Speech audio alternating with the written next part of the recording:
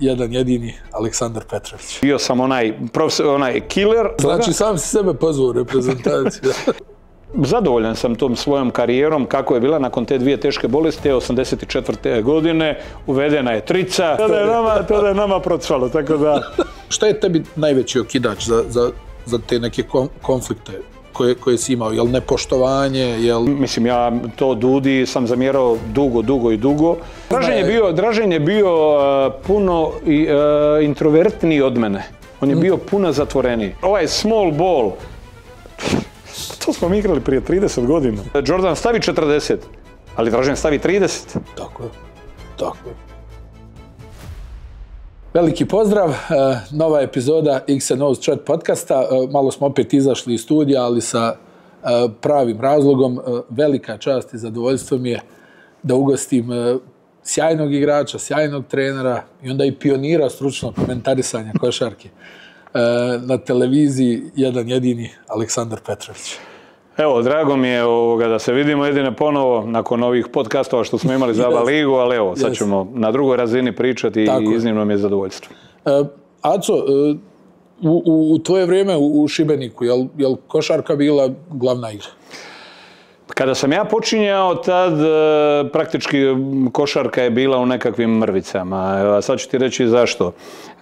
Nogomet je bio uvijek sport broj 1, međutim tada je vaterpolo bio toliko poznati, taj Solaris. I sjećam se da dva moja prijatelja iz razreda, kako u osnovnoj i srednjoj školi, jedan je bio Pavić, bio najbolji vaterpolo golman i čak i bivše Jugoslavije, a drugi je bio isto tako talentiran. Tako da je sve više bacalo ka vaterpolu, međutim, tada je dva su razloga bila zašto sam u principu počeo kao biti jedan od pionira te košarkaške igre u Šibeniku.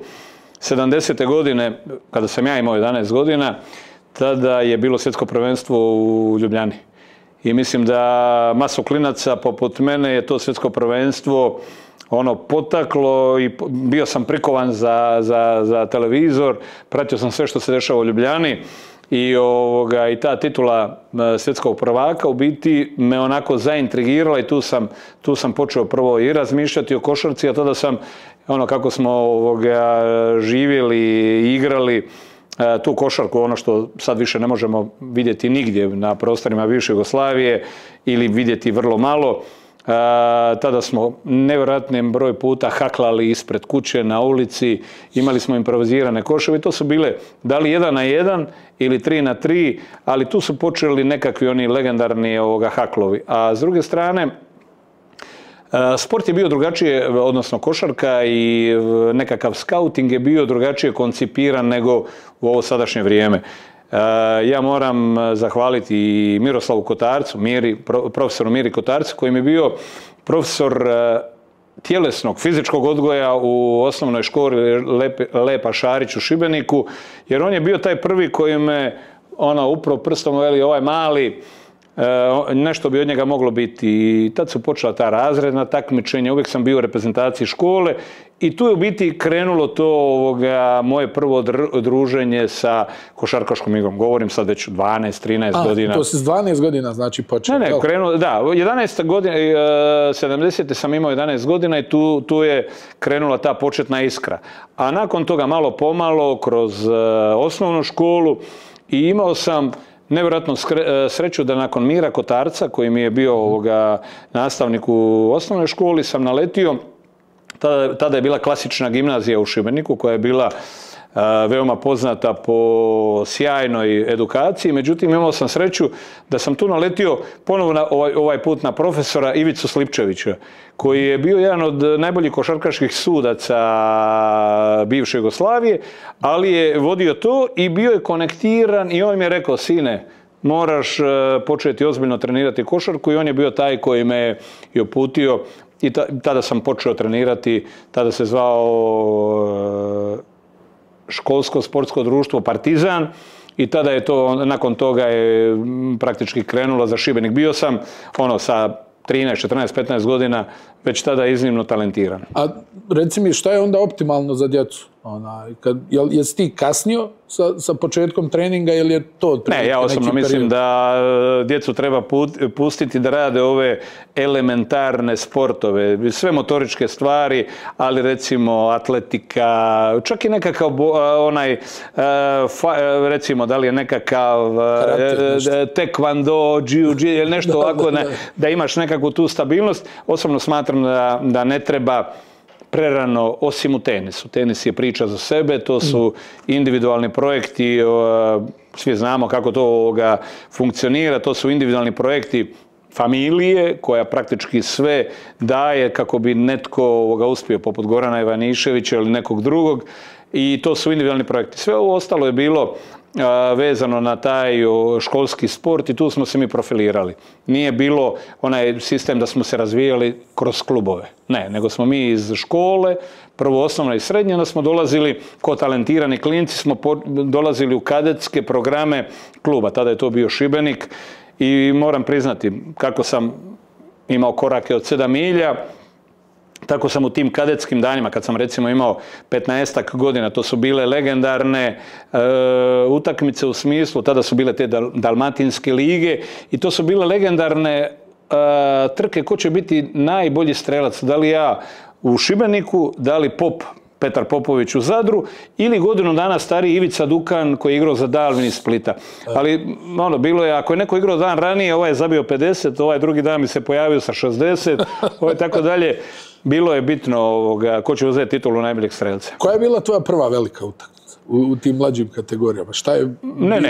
Mislim, dalo si ti puno poena, ali koja je bila? Ja sam bio totalno dominantan, ali sam bio, ko klinac sam bio, rekao bih, orijentiran na totalno drugu poziciju. Bio sam čista dvojka, bio sam skorer, bio sam koš-geter, totalno eksplozivan na tom prvom koraku gdje me nitko nije mogao braniti. Znači uručenja, hand-off i nakon toga te napadam u tom prvom koraku. Taj prvi korak sam imao toliko eksplozivan da je rijetko to mogao tko ispratiti u igri 1 na 1. Naravno, kad sam bio sam, rukica je bila uvijek tu od početka. Tako da, tu sam u principu te, rekao bih, kada sam imao 16 godina i kada sam, gdje sam se isprofilirao ili gdje sam se počeo profilirati, tu postoji jedna priča, rado bih ti je ispričao, možda ću uzeti malo previše vremena, ali je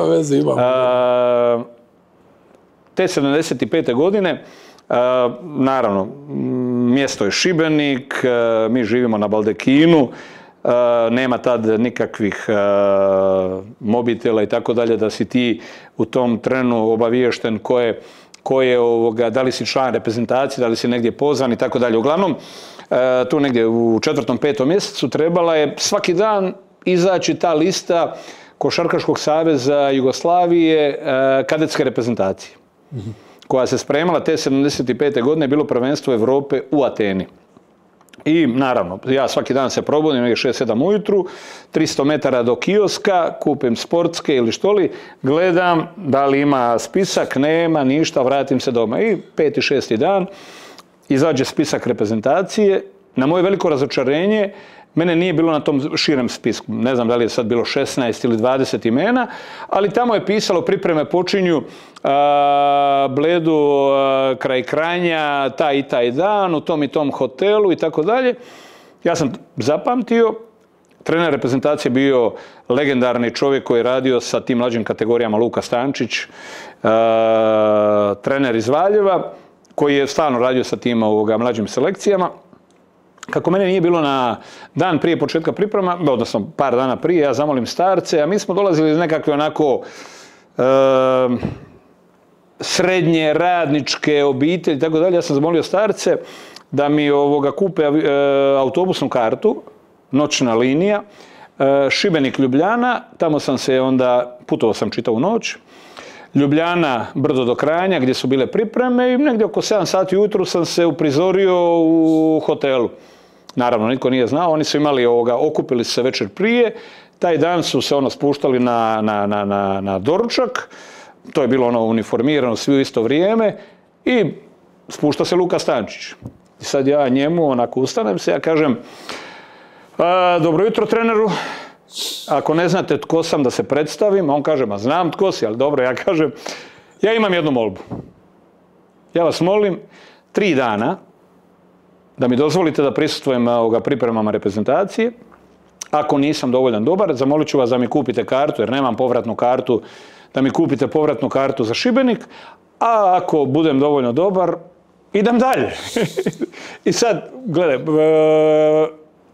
sad postavljam, ja mislim da je to bilo fantastično isplanirano, jer tko bi ti to na drugoj strani rekao, gle sine, neću te pustiti da treniraš ili idi doma, ja imam 16 godina. I to je bio tvoj nastup sa 16 godina? To je bio moj nastup sa 16 godina. I Luka prvo se nije snašao i tako dalje. Naravno, odgovor je bio da. Naravno, ostao sam tu. Bio sam član prve petorke te 75. godine kada smo osvojili brončanu medalju i to. I tada se počeo formirati taj bekovski par Rade Vukosavljević na jedinici i ja na dvojci. Godinu dana nakon toga... Znači, sam si sebe pozvao u reprezentaciju. Godinu dana nakon toga, čisto da povežem tu, znači, 76. godine, Rade i ja, kao godinu dana mlađi, smo pozvani u reprezentaciju juniorsku, koja je bila 58. godište, to je bio Pribanović, Čedo Brborić, Stanković i tako dalje. Igralo se juniorsko prvenstvo Santiago de Compostela u Španjolskoj i Rade, godinu dana mlađi, je kao prvi playmaker te reprezentacije, mi smo postali prvaci Evrope, a tada smo u tom legendarnom finalu u Santiago de Composteli pobijedili Sovjetski savez, za koji su igrali Tkačenko, Belosteni, Lopatni i tako dalje. Rade je bio proglašen MVP, a ja sam isto imao velikog utjecaja na tu našu zlatnu medalju. Nas dvojica smo bili najmlađi. Je li Tkačenko i tad bio? I tad je bio.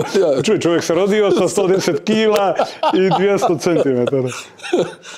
I to su bili ti pri čemu, je li tako, u tom periodu se teško dobijao Sovjetski savez na bilo kom nivou? Ne, ali to je bilo, recimo, naše, to je bio, recimo, sudar svjetova. S jedne strane, mi smo bili tanki, lepršavi i mislim da je to bio onaj između ostaloga, to je onaj bio model koji je Mirko, počevši od kada je preuzeo i tih famoznih Mirkovih, da li 11 ili 13-0, kada je igrala Jugoslavija protiv Sovjetskog saveza, datira se na taj način da jednostavno toj sili, toj mašineriji ne možeš se suprotstaviti snagom. Jednostavno moraš taj svoj talent ubaciti, to mora biti igra dodavanja, moraš im zavući loptu.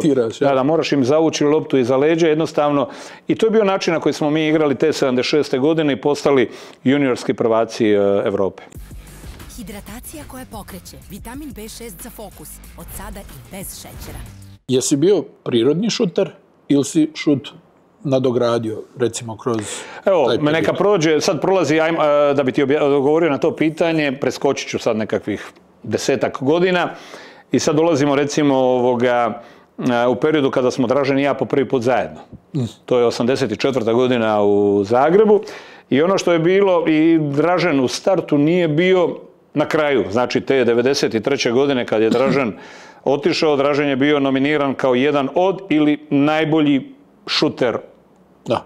Isprofiliran. Bio je proglašen u trećoj... danas to priča. I Reggie Miller i tako dalje. Imaš ovaj Maxwell koji isto tako govori koja je to paklena ruka bila i koliko je Draženu bilo potrebno da šutne. Međutim, Dražen je tijekom godina morao ući u dnevni proces tih svojih navika da bi održavao taj šut. Ono što je Dražena izluđivalo kada sam ja bio u pitanju, jer mene je rijetko kad dobio na šutu, a to je da ja 3 mjeseca, završi sezona, ja odem 3 mjeseca, ljetovanje dole Primošten Rogoznica, ne pipnem loptu, prvi dan okupljanja, mi se skupimo, naravno ja stavim 9 od 10, a Dražen, pošto je početak priprema, on je bio u fizički, ne može, nije još u formi. Tako da, kad govorimo o toj čistoj, recimo Dražen je trebao tu formu, trenažnu formu, a ja sam bio, recimo, baš priroda mi je dala to da sam imao taj touch. Znači, može proći jako puno vremena da ne pipnem loptu, ali nakon što pogodim prvu trojku, znaš da će nakon toga... A kako se gledalo na to, Aco? Jel, mi smo svjedoci da se i godinama unazad, evo, ajde da ne kažem da pojave Stefa Karija, kao šta se ovi ispucavaju za 3 poena, koliki je ovo broj pokušaja, šta ovo, kako ono, ne može se ovako pobjeđivati sad tu a ti si recimo, u Ciboni šutirao trojke iz kontranapada. I mislim, kako se je desilo uopšte to da si ti kao igrač ili ne znam, ta ekipa da ste imali zeleno svjetlo da šutirate toliki broj šuteva, pazi, mi pričamo o početku 80-ih godina, jel, tad je bilo spustije na centra, pa, jel tako? Prije svega, tu se dešava, recimo, spaja se par stvari. Recimo, kada govorimo o sebi, ja sam imao 2 stvari koje su, recimo, 2 od 3 stvari koje trebaš, recimo, da bi bio vrhunski top igrač, kako, recimo, ta Jugoslavenska liga onda je bila trademark vrhunskih igrača. I sve su to bili igrači koji su imali nekakvo svoje obilježje. Ne znam, Kićanović je imao taj prednji crossover koji je bio nezaustavljiv. Mirza Delibašić je imao rolling koji nisi mogao braniti. Praja je imao taj jedno spuštanje lijevom rukom dole, onda se diže, uključuje lift, diže se gore 2 metra i šutira. Svi su imali nekakve svoje zaštitne znakove. Recimo, ja ne spadam u tu kategoriju, jer jedan segment tehnike mi je strašno falio. Znači, ako govorimo o pregledu igre, ja sam imao, Mirko je shvatio odmah nakon 1-2 dana da ja više, imao sam 2 teške bolesti, nakon koje sam se teško oporavio i tako dalje, i vidio da ja više tu dvojku teško mogu igrati, jer je dvojka u biti, moraš biti spreman, moraš biti killerski dok je na poziciji. I Mirko je tad mene sa dvojke prebacio na jedinicu i jednostavno Željka Pavličevića prebacio na dvojku. I tu je došla do izražaja, recimo, moja lucidnost u smislu dodavanja. Šut sam imao ili šutiram sa 10 metara jer nisam skakao puno. Onda sam koristio da se udaljavam, logično, 90 metara, udaljim se i šutiram. Nije to bilo, nisu bile zabranjene distance tad za mene, jer to sam na treningu non stop radio, ili sam, koristeći onaj već famozni taj prvi korak, odlazio na polaganje. Tako da ja nikad nisam, recimo, baratao onim šutem, recimo, one duge dvojke, što sad volimo reći 4, 5, 6 metara, što, recimo, je Dražen bio nenadmašiv. Recimo, nakon 2-3 driblinga naskoči dole na 4-5 metara i onda krene igra tih finti, provocirate da skočiš pa ti uđe, iznudi 2 bacanja i tako dalje. Meni je falio taj segment i bio sam, sad da li je to bilo što nisam prošao kompletan taj trenažni ciklus, nego sam došao iz Šibenika, bio sam onaj killer, ali mi je falio, nisam imao dovoljno kvalitetan dribling da bih mogao, međutim to tada nije bilo toliko bitno, jer tada niko nije, ja sam mogao igrati 5, 6, 7 godina i biti jedan od nominalno prvih playmakera u Evropi, govorimo o zlatnim godinama Cibone, čak i one 82. godine, kada je Cibona po prvi put postala i prvak Jugoslavije, uzela je kup, a i bila je pobjednik kupa kupova protiv Real Madrida u Briselu. Ali mi je, da uđem u tu kategoriju vrhunskih igrača, strahovito falio dribling. Tada to nije bio ogroman hendikep, jer tada ljudi nije se, bila je važan napad, nije toliko bila važna obrana. Jednostavno, s druge strane, imao sam tu sreću da ja kao playmaker nikad na mene nije bio toliki pritisak, jer svi su se koncentrirali na Dražena. Ajmo Dražena zaustaviti, recimo, govorimo o tim godinama kada smo se spojili i igrali u Ciboni. Međutim, zadovoljan sam tom svojom karijerom kako je bila nakon te 2 teške bolesti u kojoj je bilo upitno. Bio je kod tebe, je li tako, problem sa zglobovima? Znači, te 76. godine, i sad čisto da povežem da ljudima bude jasno, te 75. godine već je bilo jasno da ću ja postati ozbiljan igrač. I tada počinju... Ti si vjerovao u to, jel? A i rekli su ti, jel? Moj mind je bio takav, ali onda kad postaneš, ne znam, postaneš član kadetske reprezentacije, pa član juniorske reprezentacije. Jesi to urađeno imao, jesi? Da. I sada, te 75. godine, Branislav Rajačić je tada bio čovjek koji je kontrolirao sve juniorske selekcije u Jugoslaviji i on je signalizirao beku iz Beograda da me dovede na probu u Beograd. Ja sam bio tamo na probi u Beogradu par dana, Prošao sam tu probu, dobio od beka, međutim kad se vratio, Pero Skansi i Rato Tvrdić su bili u delegaciji Jugoplastike i Mirko Novosel i Vladimir Razulović su bili u delegaciji Cibone. I dolaze kod tebe kući, jel? Jer tada Mirko je praktički zatvorio to 76. godine, prestao je biti izbornik, selektorom reprezentacije Jugoslavije i počinje se baviti Cibonom. To je nakon onoga, nakon olimpijskih igara u Montrealu, da.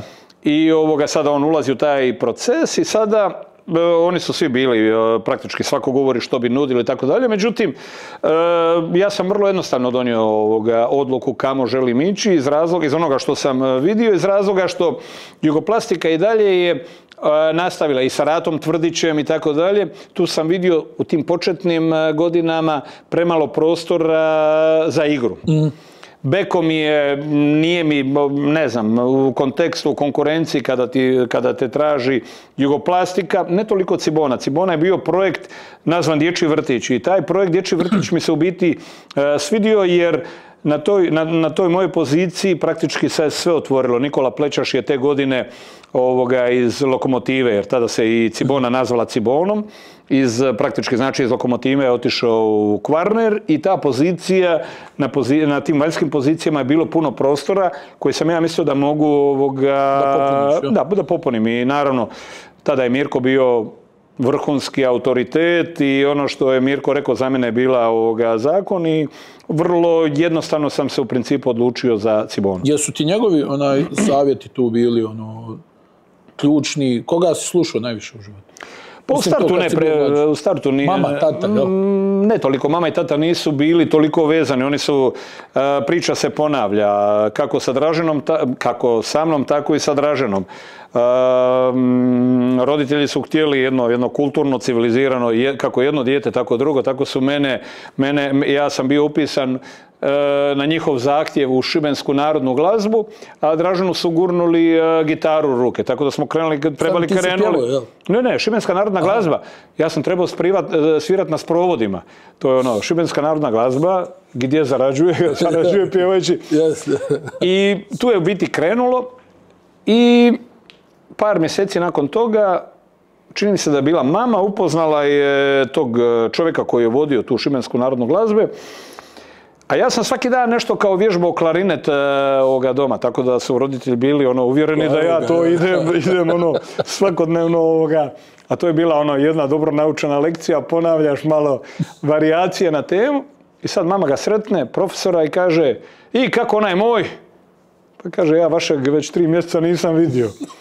Šibenska glazba je bila na drugom katu tog sportskog društva Partizan, a dole su bili košarkaški tereni, unutarnja dvorana i tu sam ja jednostavno prekrižio klarinet i počeo u biti trenirati A šta se je dešavalo sa... Da, znači, ljeto 76. Počinju pripreme, igramo turnire, Mađarska, Dubrovnik i tako dalje. Na svim tim turnirama ja sam najbolji strelac Cibone. I tad još uvijek igram dvojku. Međutim, približava se početak prvenstva. Međutim, par dana prije prve utakmice, to je bio Metalac iz Valjeva, je gostovao u Zagrebu. I sad se polako počeo stvarati nekakav hajp oko te Mirkove Cibone, nekakav klinac koji je najbolji strelac i tako dalje. I sjećam se da je mala dvorana Doma sportova bila dupkom puna. Međutim, par dana, 6-7 dana prije toga, ja sam počeo u tom lijevom zglobu osjećati nekakvu bol. Koljeno me je počelo oticati i tada doktor Ivo Vidović je rekao: "Gle, očigledno se nešto desilo na treningu, negdje si skrenuo zglob i tako dalje." Međutim, uzimao sam terapiju i tako, ništa se nije... Ja sam izašao, odigrao sam katastrofalno lošu utakmicu, ali odigrao sam lošu utakmicu zato što nisam mogao stati na lijevu nogu. I kako je završila utakmica, i sam doktor Vidović je shvatio da se tu nešto valja ozbiljnije, da to nije nekakva distorzija. I taj ponedjeljak nakon utakmice otišli smo na kompletne preglede u Vinogradsku bolnicu, zahvaljujući doktoru Samoščanecu, koji je u principu praktički nakon prvih nalaza koji su počeli stizati dijagnosticirana je upala zglobova sa mogućnošću napada na srčane zaliske. To je artritis? Da, febris reumatika, sa tim taj artidroidni reumatidis. 3-4 mjeseca sam ležao u bolnici, to su bili jezivi bolovi. Nakon toga, kada sam bio otpušten iz bolnice, praktički je bio je, znači, prošla su 3-4 mjeseca, bio je kraj polugodišta. Ja sam se vratio u Šibenik da bi to polugodište proveo sa roditeljima, sa mlađim bratom. Međutim, tog trenutka meni je bilo jasno da mi je upitno daljnje bavljenje sportom. Dotle je došlo? Da. I jednostavno bile su moraš se čuvati, ne smiješ ovo, ne smiješ ono, jer 5 godina nakon toga sam na mjesečnoj bazi dobivao ekstencilin. To je kao nekakva duža verzija penicilina, da te jedna injekcija da te pokriva mjesec dana. I ja sam na mjesečnoj bazi dobivao taj ekstencilin kako bi bio zaštićen. Međutim, na tom polugodištu, kako sam se vratio ponovo u svoje okruženje, Šibenik, među svoje nekakve drugare s kojima sam bio u razredu i tako dalje, ponovo mi se, znaš, vratio taj nekakav osjećaj Šibenika, gimnazije i odlučio sam da se ne vraćam u Zagreb. Međutim, Mirko je ponovo došao do Šibenika i rekao je, gle, imat ću strpljenja s tobom, nećeš prolaziti i tako dalje. I Mirko je u biti ponovo, po drugi put prelomio da se ja vratim u Zagreb. Ali taj povratak je bio bolan, praktički ponovo, neću reći učiš hodati, ali to je toliko bilo, ta rehabilitacija je bila i teška i povratak i tako dalje. Sljedeća godina kada sam počeo igrati je bila toliko frustrirajuća za sve oko nas, jer smo Željko Pavličević i ja, stavljam njega zajedno sa sobom, da smo zajedno izgubili jedno 6-7 utakmica u zadnjoj sekundi i to sve. Već tih godina je već Cibona mogla da se dobije 4-5 tih utakmica koje si izgubio od Metalca u Valjevu, od Radničkog u Beogradu, da si to dobio, već si mogao biti... Sve na jednu loptu, jel? Sve na jednu loptu, 6-7. Od toga, gle, nas dvojica smo bili ti koji smo bili konačnici i na kraju uvijek je netko od nas puno više ja nego on.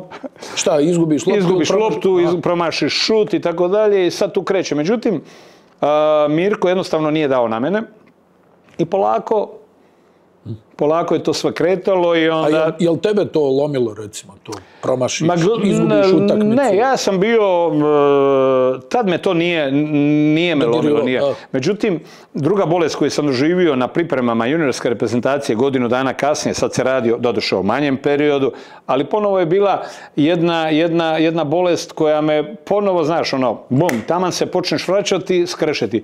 Radila se o virusnoj mononukleozi, ponovo sam 3-4 mjeseca u autu i tad je to bila priča. Ili je ta mononukleoza ili je bolest poljupca, znaš u tim danima, ili, a ja sam živio ko podstanar u obitelji Luncer koji su imali papagaja, ili je bilo virus koji dobijaš od papagaja. Danas ne znamo da li jedno ili drugo.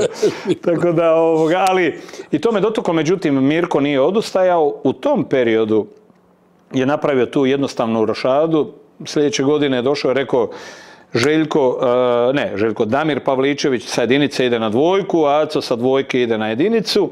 I tu su se polako počele raditi ostali članovi, bio je Knego na petici, Nakić na četvorci i tako dalje. I tu se počele raditi one konture, one šampionske Cibone i koji je prvi nekakav onaj val doživio onog trenutka kada nam je u sezoni 8-0-8-1 došao Krešo Ćosić. Tad je on bio taj koji nam je prvi put, mi smo i tad uzimali redovito, uzimali smo već 2 kupa Jugoslavije, bili smo tu negdje 4., 5.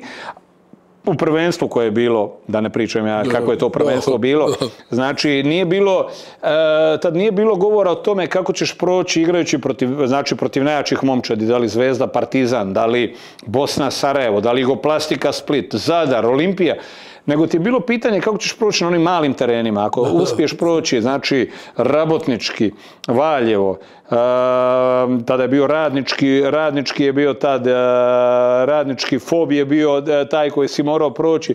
Te utakmice ako si prolazio, onda si ulazio u domenu. Stigo nam je Krešo, već prve godine smo... Reci mi, Aco, samo za trenutak, molim te. Ja sam čuo stvarno dosta ljudi, recimo Dejan Bodiroga to stalno priča, da nikad nije sreo čovjeka koji imao takvu viziju košarke kao Krešo Ćosić. Ja ti mogu pričati sa dva aspekta, jer sam sa Krešom proveo par godina igračke karijere i isto tako sam bio u fazi kada je Krešo bio izbornik reprezentacije Jugoslavije, znači 2 godine sam bio praktički pod njim, 86. i 87. godine kao trenerom. Znači, mi smo imali jednu već do tada izgrađenu strukturu igre Cibona. To se točno znalo šta radi Nakić, Knego, da li je bio Čutura ili Lušić na trojici, Damir i ja na vanjskim pozicijama. Međutim, dolaskom Kreše otvorio nam se čitav jedan novi svijet. Znači, ta lopta koja je bačena u početku napada na poziciji visokog posta. I tada su kretala ta kretanja koja i znao si da u svakom trenutku moraš, znači kako god radio kat, ti uvijek moraš periferno vidjeti Krešu i tu loptu, jer si znao ukoliko negdje zapne igrač u bloku ili tako dalje, znao si da lopta stiže. A Krešo je tad imao tako nevjerojatno te edukativne, nije bilo samo tog trenutka primarno dobiti tu utakmicu. Krešo je, recimo, u jednom trenutku Andro Knego se ozlijedio i sad Rajko Gospodnetić, koji je bio druga petica naša, nije bio navikao na tu minutažu toliko i tako dalje. Znači u tome, znači ono je bilo Andro na petici, Krešo na četvorci. Tad je Mirko znao u tom famoznom finalu protiv Reala, Nakić je igrao trojku, što je bilo praktički nezamislivo. Ali zamisli, Nakić trojka, Krešo četvorka, Knego petica i sad još 2 beka, Damir i ja. I to je I sad, Andro je bio ozlijeđen, nikad neću zaboraviti tu utakmicu u Čačku protiv Borca. I sad, Rajko po prvi put igra u petorci, međutim, on nema naviku gledati Krešu. Krešo je žrtvovao 3 lopte, gađajući ga loptom u glavu. I nakon treće kad ga je pogodila i on je krenuo gledati Krešu. Mislim, to je bila novo viđenje košarke, to je bilo znači dobili smo u principu sekundarnog playmakera na poziciji četvorke, to je bila ta nova dimenzija i zašto ne reći, tog trenutka Cibona ulazi u onaj prvi, kako mi to zovemo, prvi pik nekakve kvalitete, sezona 8-1-8-2 sa Krešom osvajamo po prvi put titulu prvaka Jugoslavije, uzeli smo kup koji je već bio naš stalni, već smo ga osvajali 4-5 godina za redom do tog perioda i naravno u finalu Kupa kupova u Briselu 9-6, 9-5, pobjedili smo Real Madrid sa Mirzom i Prajom i sa ovim njihovim mega zvijezdama, Brabenderom i tako dalje.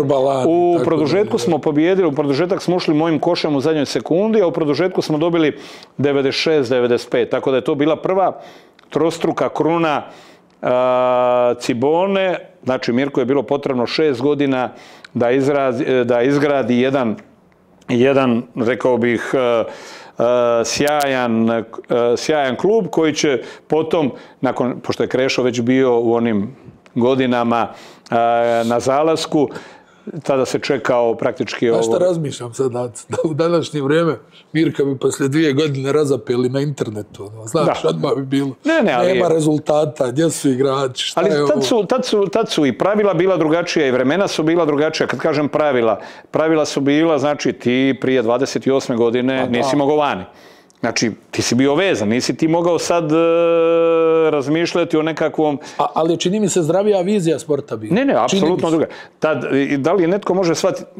Da ljudima objasnim jedan podatak koji je fantastičan, a koji će u principu u jednoj kratkoj observaciji shvatiti kakva je bila ta liga, kakva je bila ta košarka i kakva je u krajnjoj liniji bila reprezentacija Jugoslavije. Znači, krećemo. Znači, govorimo od 79. do 91. odnosno 91. godine. To je znači, to je 12 ili 13 kalendarskih godina. 79. godine Bosna postaje prvak Evrope. 84. Cibona postaje prvak Evrope. 85. Cibona ponavlja. Nakon toga dolazi 1, 2, 3 puta Jugoplastika Split i nakon toga, znači 7 puta prvak Evrope dolazi, u 12 godina dolazi iz regije, znači dolazi iz Jugoslavije u kojoj nema stranaca. Ante Luster. Ante Luster.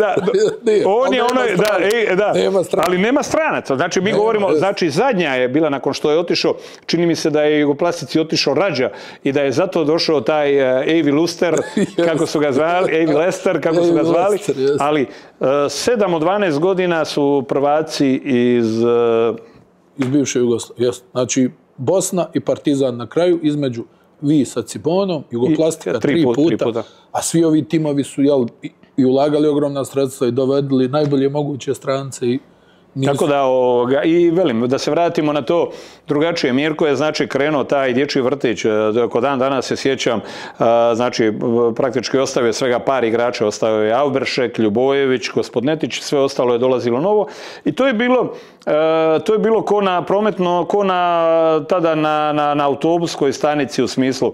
Igrači su dolazili, odlazili, 2-3 dana na treningu, da li si zadovoljio, ostaješ, da li nisi, prolaziš, bilo jako i praktički bilo je motivirajuće za sve nas jer morao si se na nekakvoj dnevnoj razini dokazivati. I onda tog trenutka je napravljena jedna struktura i prvi rekao bih taj val rezultata došao je kada je Krešo bio taj točka na i ili ta trešnja ili višnja koja dolazi na tortu, a 2 godine nakon toga stigao je Dražen. Tako da i taj drugi je bilo nešto što je u principu bilo neponovljivo jer sve ono što se dešavalo tih godina u Zagrebu je bilo nešto što mi danas, kada se prisjećam sa velikom nostalgijom tih dana, igračkih dana, mi je jednostavno bilo nevjerojatno kvalitetno. A reci mi, pitao sam te za tu vašu igru koja je bila nekako ispred vremena toga. Je li to negdje bila zajednički, ste Mirko i vi došli do tog stila igre ili je to jednostavno njegovo bilo? Jer nije bilo karakteristično za to vrijeme da se igra na taj način. Prije svega, ono što je Mirko je postavio praktički koncept bez akcija, ali imali smo nekakvu strukturu iz koje smo kretali. Nakon toga, shodno tim individualnim karakteristikama igrača, ulazili smo u određene faze igre. Recimo, kako danas objasniti nekome da Andro Knego, recimo na utakmici protiv Zadra u Zadru, zabije, znači, to mi je jedan, recimo, segment koji sam tek poslije godinama vidio kod Tima Duncana. Znači, šut sa 4-5 metara o tablu. A Andro je 44 koša u Zadru dao, znači, okret, fade away i tabla. 44. Znači, čovjek je brojao do 44. Sve od tabla. Mihovil Nakić. Kako je, Mih je, znači, onako relativno ti izgleda hladan, u salunu tamo sjedi uvijek u onoj zadnjoj klupi, čaša pive ispred njega, sve to. Međutim, kada dolaze ključne utakmice, najvažnije utakmice, znaš da Nik je tu i da će biti apsolutno najbolji skakač momčadi. Kako objasniti ljudima da je imao 21 skok u finalu protiv Real Madrida? To je 21 skok je imao tada. Način na koji je Nik zatvarao obruč i tako dalje. I tu je, recimo, strašno rasterećivao Knegu. Knego nam je davao taj napadački, a Nik je na jedan nevjerojatan način kontrolirao obruč. Onda, recimo, imate na poziciji trojke, imate 2 različita krila, ali 2 dijametralno različita krila. Meni se često znalo dešavati kao playmakeru te momčadi, znaš, ističe vrijeme, ne znaš gdje. Bilo je bitno samo loptu baciti u prazan prostor. I u praznom prostoru stiže ko? Dečec smo ga zvali, Čutura. On kupi loptu i ovako je samo zavrće. Zavrće sjelce. Ili netko koji je ulazio sa klupe, a koji je bio dijametralno suprotan, to je bio Sven Ušić, koji je bio fantastičan šuter, koji se dizao sa uopće udaljenost nije bila ništa. Međutim, kada govorimo to, nama se desilo nešto u principu najbolje što se moglo desiti a te 84. godine kako se svi veliki FIBA-ini kongresi održavaju na olimpijadama i tada se dešava i ta famozna promjena tih pravila. Te 84. godine uvedena je trica I tada je nama... I ostalo tada je nama procvalo, tako da... Isto tako nikad neću zaboraviti te 84. godine. Prvo gostovanje Cibone kod Partizana u Beogradu, to nikad neću zaboraviti. Igralo se u ovoj, gdje je sad Mega igra u ovoj... u hali sportova. U hali sportova, dupkom dvorana puna, jedan orkestar po onom proredu prolazi i svira i tako dalje. A čitava otvaranju, ja mislim prvih 10-12 minuta nismo promašili šut iz igre, a čitava petorka je pogodila po trojku, uključujući i Knegu. Tako da onda možeš misliti kako smo to. Ali tad je to bilo lagano jer smo, da bi vi mogli kvalitetno šutirati, i to je naravno koncept igre koji se danas provlači, a to je da bi ti to mogao uspješno raditi, ti moraš imati što je više moguće veći broj igrača koji rade višak. Znači, ko radi višak i nakon toga kreće ta igra, dodavanje i tako dalje. Ako ti ne pomažeš, Dražen će ti 100 puta otići na zicer. Ti počneš pomagati tamo ili tako dalje i tu kreće ta naša igra koja je bila, ono što Moka veli reći, organizirana improvizacija. Mi smo se samo u principu nadolijepili ono što je Mirko radio sa reprezentacijom. Naravno, to su bile tamo igračke klase velike koji su to provodile na kvalitetan način, međutim u nekakvom minijaturnom dijelu Mirko je to prenio na nas. S tim da 84. godine kada su nas nagradili sa 1 plus poenom za 3 poena, onda je to, onda nam je svanulo. A reci mi, ti kao igrač, jesi uvijek bio onako, kako je došlo do toga da ti budeš negdje Reggie Miller tog vremena? Pa, da šutiraš, da ulaziš u klinč sa igračima, sa publikom i to, je li to nešto što se desilo u jednom trenutku ili je to od uvijek bilo? Ne, to je DNK, uvijek je bio, nigdje nisam volio izgubiti, da li sam igrao na one pikule, frenje ili kako su se zvali u Dalmaciji, da li sam igrao na crtu i tako dalje. Uvijek sam volio dobiti, da li 1 na 1 ti haklovi 3 na 3, volio sam dobiti, međutim, naravno, kroz Cibonu nekako desili se nekakvi, rekao bih, ja sam bio antipod ostatku momčadi. Znači, ako ti gledaš i Nakić, i Knegu, i Čutke, jedino je Uvo imao onako malo dodatnog tog papra gdje bi se... Oni to su sve bili mirni, recimo Dečec, zagrebački dečki, naravno, Knego dolazi iz Dubrovnika, ali oni nikad u životu nisu bili u nekakvom konfliktu. Nikad nisu bili A moj DNK je bio, i naravno, kad ti imaš nekoga ko je miran, sad dolazi neko ko je non stop u nekakvom kontru argumentiranju, da li sa sucima, sa protivničkim, trash talk. Pa trash talk nije izmišljen prije 25 godina. Trash talk je bio, uvjetno rečeno, izum prije 40 i više godina. Tako da, ja sam bio to, jednostavno sam privlačio, kada smo igrali van Zagreba, privlačio sam tu negativnu energiju na sebe, jer naravno, poslije kada je došao Dražen... To nije bilo planski, je li tako? Pa ne, to si ti. To je jednostavno tako i dalje. I ono što je bilo vidljivo, meni je odgovaralo igrati u tim naelektriziranim dvoranama i ambijentima, jer tada sam ja postajao ja. Svi ostali bi, recimo, u takvim bi možda izgubili dio svoje kvalitete. A meni je taj način, ambijent mi je odgovarao. Izvlačio najbolje iz tebe. I ono što je bilo paradoksalno, ja sam bio jedan od najomiljenijih igrača kad smo zagrebačke publike i tako dalje, one poznate Aco, hej i tako dalje. Ali sam isto tako bio jedan, definitivno ne jedan od, nego najumreženiji igrač kada je izlazio moja gostovanja u Zadru, Beogradu i tako dalje, su bila legendarna. A s kim si vodio najveće duele? Najveće duele i fizičke... Ko je bio pričalica ovako? Ne, Zoran Radović je bio jedan od onih koji nije dao na sebe, koji je bio onako isto, naše su tih godina, 83. 4. i praktički taj trofej koji smo mi uzeli u sezoni 8-3, 8-4 u biti je uvjetovao sve ono što će se dešavati poslije. Jer svi su očekivali, Dražen je te godine u sezoni 8-3, 8-4 proveo u vojsci. I sad on je samo sa 19 godina otišao u vojsku i tog trenutka u vojsci samo promatra ko će biti u principu prvak Hrvatske, jer njegov sljedeći target je bilo igrati Ligu prvaka. Tada se tad zvala Liga prvaka, Liga šampiona i to je bio target. Priča poslije, došao je u Zagreb zbog brata, došao je zbog... Ne, on je u Zagreb prvenstveno došao zato što je Cibona, košem Nakića, igrala Ligu prvaka. Da je to bila Zvezda, vrlo vjerojatno bi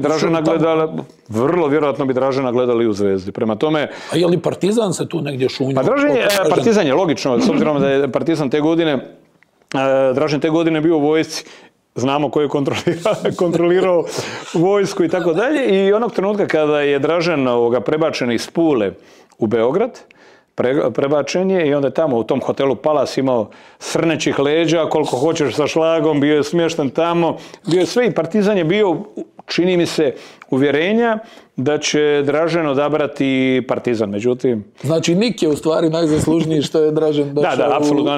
Nikov, ja to dan danas govorim da taj Nikov poluhorog i odnosno iznuđivanje, neuspješno prekršaj napad od Slobodana Jankovića, koji je tog trenutka, pokušavajući fintirati prekršaj u napadu, u biti olakšao Niku, jer u završnici nije bilo nikoga, Nik je bio sam, ali, velim ti, lijevim horokom ubacit ga. I još nešto što je trajalo poput vječnosti, ostalo još par sekundi, nakon toga je izbačena lopta i čini mi se da je Karadžić bio, ne Nikolić, taj koji je šutnuo loptu sa centra i to, ja sam bio na klupi sa 5 prekršaja i tog trenutka to je izgledalo kao vječnost. Lopta ide i izlazi. A mogla je ući? Bila je blizu. Skoro kecman. Bila je blizu i kako je izašla, to je i u biti ta dva segmenta su odlučila u biti i Draženovu karijeru i poslije Ciboninu i... A reci mi, Aco, u tom periodu, znači kad si ti bio jedan od kraljeva trash talka, možda i kralj, kako je to izgledalo? Jeste se vi vrijeđali na terenu ili su to više bili udarci, neka dobacivanja? Kako je krenuo uopšte i onaj tvoj avion? Avion je bila nekakva, recimo, avion sam najviše uzurpirao one godine kad sam igrao, to mi je možda bila najbolja godina u karijeri, kada sam otišao u Pezaru, kada sam igrao tada sam, recimo, vozio avione, jer imao sam sjajnu sezonu iza sebe i taj avion kroz tu talijansku godinu mogu objasniti kako je to izgledalo. Moja najbolja došao sam u Pezaro nakon Kičanovića, ušao sam u njegove tenisice, praktički sam ušao u njegov ugovor jer on je nakon toga napustio, čini mi se da je otišao u Pariz sa Perom Skansim i ja sam ušao praktički u njegov ugovor, naravno nakon Kičanovića koji je top, uostalom ja sam peticu nosio zbog Kičanovića, to mi je bio idol u tim mlađim danima. Međutim, sjećam se, kad govorimo o trash talku, sjećam se naših okršaja 82. godine u Kupu, kada je to bilo, logično je da, ko koristi trash talk? Onaj ko je fizički inferiorniji, ko je slabiji i tako dalje. Neću ja, govorim sa pozicije Kičanovića, se obračunavati sa nekakvim klincem koji se tu pojavljuje nadobudnim i tako dalje. Ja sam bio taj koji je i provocirao i bio bezobrazan i bio vulgaran u ovoga... Ne mogu to da povežem sa tobom. Dobro, to je ipak stavi u jedan vremenski okvir. Kad te čujem kako lijepo pričaš, meni je ono nekako... Znači, dolazimo sad ta sezona 8-7-8-8. Govorimo naravno još uvijek o ovoga. I sad ti famozni avioni. Igram sezonu života, igram ko profesionalac, igram za, uvjetno rečeno, tada enormne novce. Osjećam se moćno, dobro i tako dalje i tada smo na poziciji 1-2 igrali smo Andreja Gračis i ja smo igrali ta dva, recimo, kombo bekove gdje sam ja, recimo, evo, čisto da kažem kakva je to sezona moja bila u Skavoliniju. Prva utakmica otvaramo protiv Benettona iz Treviza. Na prvoj utakmici sam postigao 34 poena, od kojih je 18 bilo sa linije slobodnih bacanja. Dan danas tih 18 je još uvijek rekord lige koju nitko nije oborio. 18 to je postotak, ne može biti bolje. Da, vidi. A završio sam, mogu ti poslije objasniti što se desilo, moja zadnja utakmica, 2 ili 3 kola prije kraja, kada sam bio katiran od strane Bianchiniija, koji je bio kažnjen, otišao u Ameriku tražiti novi par stranaca. Mi smo bili drugi na tablici i to je bila nominalno najbolja sezona iz Cavolinija. On je otišao u Ameriku, ja sam završio, znajući da će taj dan sam saznao da sam otpušten. Moj odgovor je bio 45 poena, 8 od 12 šut za 3 poena i naravno pobjeda. To je uzgled rečeno, to sam ti već jedan put kad smo bili na ovom podcastu rekao, to je bila prva seniorska pobjeda Sergio Scariola, koji je bio pomoćni Bianchiniju i to je bila njegova prva pobjeda. Bianchini je otišao u Ameriku. Da ti se vratim, te sezone igram sjajno. Najbolji strelac momčad i postacima i tako dalje. Krešo Ćosić je trener trener Bolonje. I Krešo, Bolonja, a tad između Bolonje i Pezara, to je, kako da ti opišem, to je Cibona Zadar. To je, govorim to s obzirom nije iz istog grada, to je Zvezda Partizan, da žive u dva različita grada, to je taj rivalitet. I Krešo je trener Bolonje, mi igramo fantastičnu utakmicu, ja sam odigrao jednu od najboljih utakmica u životu i sjećam se negdje par minuta prije kraja, Krešo onako uz out liniju stoji, ovako je stajao i njegov onaj stav sa ovako prekriženim rukama, čovjek 2.10 uz out liniju, a to je dvorana mala, malo od dvorane pa do mjesta i tako dalje gdje Krešo. I sad u tom kutu gdje je bila klupa od Virtusa, ja zabivam tricu, to je bila ne znam koja trica i sad počinjem voziti avion. I sad ja vozim avion, a Krešo mi nailazi onda. Sad ja ovako dižem krilo i ponovo spuštam krilo. I to je bilo ti avion. I sad, nadovezujem ti se, prođe sljedećih 10-15 godina. I sad sam ja trener Cibone i dolazim, igram Euroligu protiv Virtusa u Bolonji. Dobro. Ono je malo, ono je dvorani, ono je košarkaš, to je možda jedna od onih najkošarkaškijih dvorana u okrugu i tako dalje. Sjećam se da je u drugom redu bio onaj njihov Luciano Dalla, kantautor, jedan od najpoznatijih navijača Virtusa. Ubili su nas. Mislim da je bilo negdje 40 razlike. Aha. I u jednom trenutku, par minuta prije kraja, čitava dvorana kreće. Čitava dvorana. Nisi ti zaboravili. Čitava dvorana. Ja sam mislio da se dvorana ljulja. Tako da eto ovoga.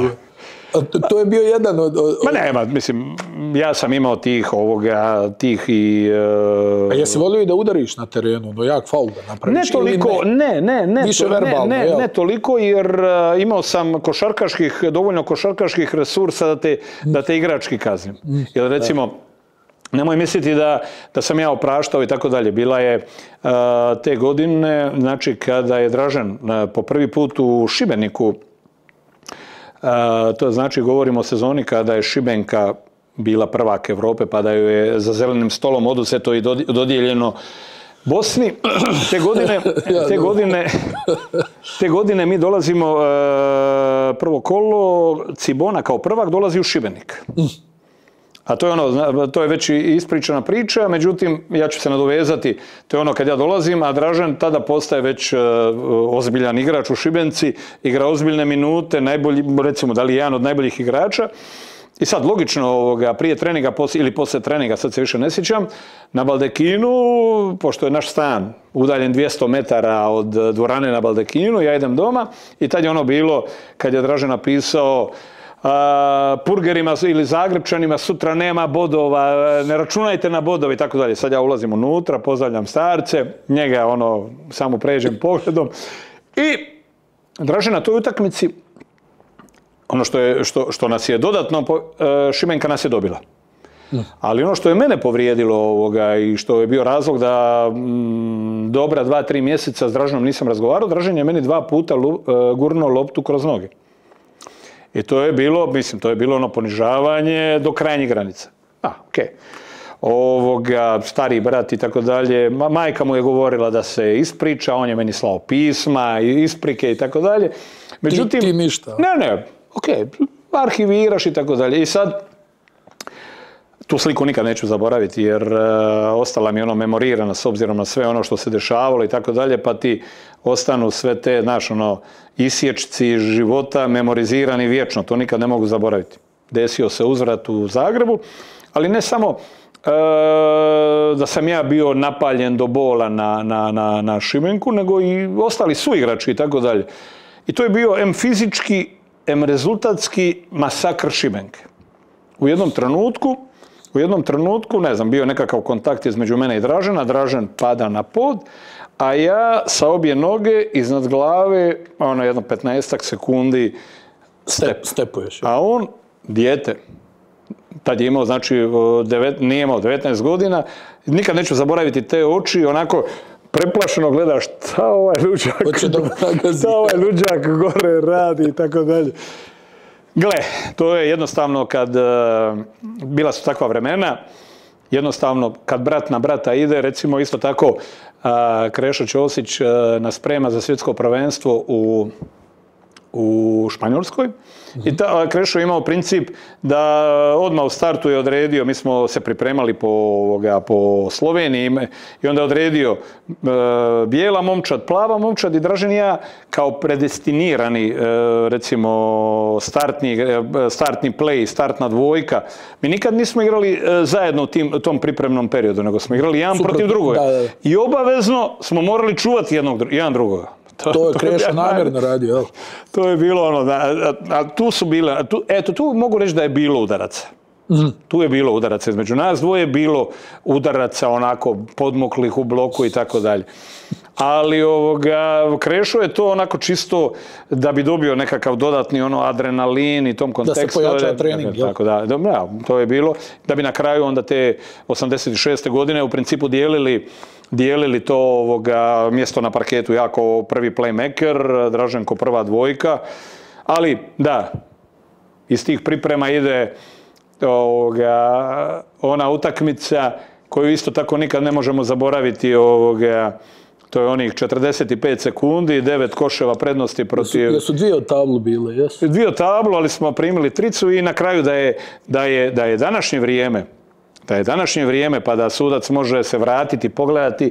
Treća trica je bila debelo, međutim ovaj Urugvajac sudac koji je bio je pokriven i on je vidio lijevu nogu iza, čini mi se da je bio Walters. Walters vidio, pokazao tricu, međutim ova desna je bila debelo.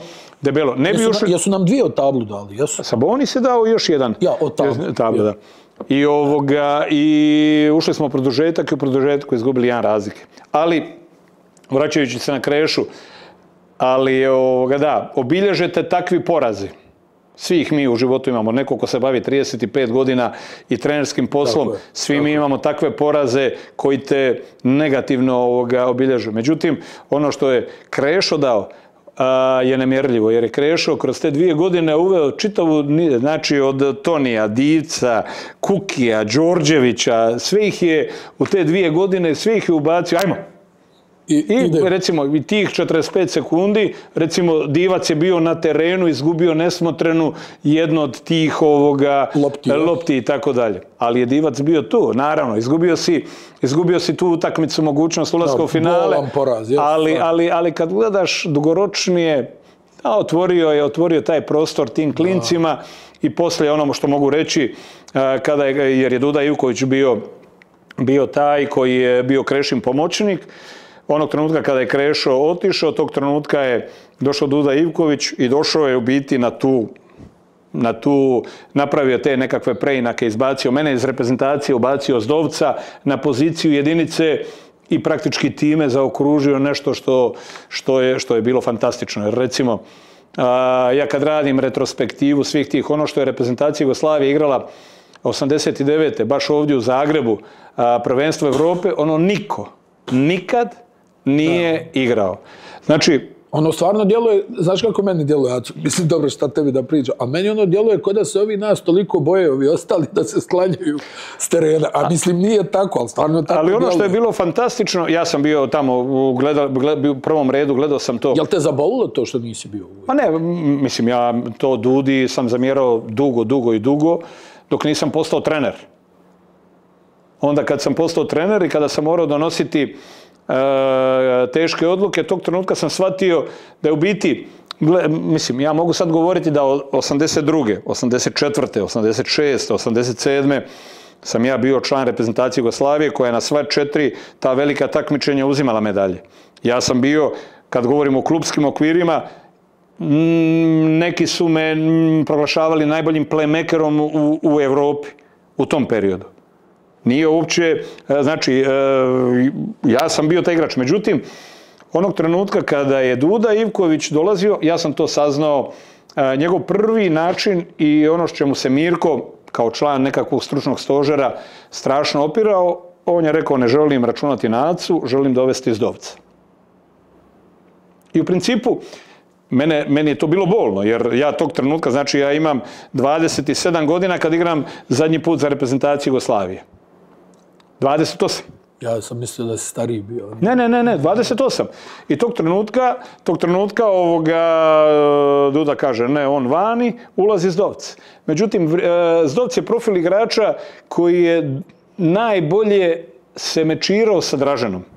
Igrao je sjajnu obranu, ono što ja nisam radio, i tako dalje. Davo je nekakvu novi segment toj igre reprezentacije. I taj, rekao bih, ali ono što je bilo ključno za ono, znači sad imamo, zamislite, na tom, onog trenutka kada je trebalo otvoriti prostor najjačoj petorci, jer nominalno utakmice su otvarali Zdovci na jedinici, Dražen na dvojice. Međutim, kada smo htjeli, kada je Duda htio igrati sa nominalnom najjačom petorkom, a to je tada bilo, Dražen je odlazio na jedinicu, sad bio je Danilović ili Kukoč na dvojici, bio je Kukoč ili Paspalj na trojici i dva centra koja su bili Rađa i Divac.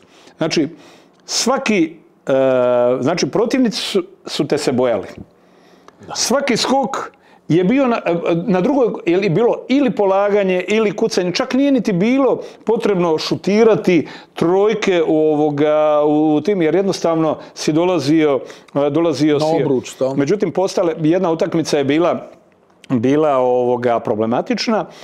Duda je, jer smo sve dobijali po 30-40 razlike protiv Francuza, Duda je htio odmoriti Dražena prvo poluvreme. I tu su nas Francuzi dali, znači zbog poremećene koncepcije, Francuzi su vodili na poluvremenu preko 10 razlike. I Dražen je ušao u drugom poluvremenu, odigrao je maestralno. Za poluvreme je dao skoro 30 i tako dalje, ali to je recimo kad mi kažeš onaj nekakav all-star tim i tako dalje vezano za tu generaciju. Znači, to je onda bilo, ako moramo odabrati, recimo, Dražen, Danilović, Kukoč, Rađa i Divac. To je tvojih idealnih 5. Taj turnir i tako dalje. Tako da, ili recimo, znači ja sam bio nekakva premosnica, 82. godine, Zoran i ja smo bili, Zoran Radović i ja smo bili taj 11. i 12. igrač u reprezentaciji. Tada smo bili debitanti i 82. godine bilo je svjetsko prvenstvo u Kolumbiji. Ali gledati izbliza Kičanovića, Dalipagića, Delibašića, Radovanovića je bilo neponajmljivo. I onda se desi nešto što samo košarka, odnosno sport može kreirati. Mi nismo igrali ništa. Nismo 11. i 12. mi nismo ulazili u igru. Ni pod razno. I sad prolazi ono, tako dalje. I u borbi za 3. mjesto igramo protiv Španjolaca. Kičanović je najbolji strelac prvenstva i tako dalje. Međutim, otišlo je u 2 ili čak u 3 produžetka. I na kraju su svi poispadali. I Kićo i tako dalje. I na kraju, ajde sad da onako malo egoistički progovorim, ko donosi Jugoslaviji tu medalju? Donosimo Zoran i ja koji nismo ništa odigrali. U 3. produžetku ja 6, on 4 poena i mi dobismo Španjolcu. Eto, to je bio taj debut u Kolumbiji. Bucaramanga smo igrali u skupini, a Cali je bio finalni stage i to je bio taj debitantski nastup za reprezentaciju sa 23 godine. Naravno, neizostavna tema. Tvoj brat, evo već ti pominjao. Sad ono što mene zanima, jeste vi igrali često 1 na 1? Gle, igrati s Draženom 1 na 1 je bila nemoguća misija. iz razloga sam po sebi je ono vrhunski, a ako kojim slučajem promaši, traži ti faul. Znači, praktički ne možeš ništa. Kad te je dobio on prvi put?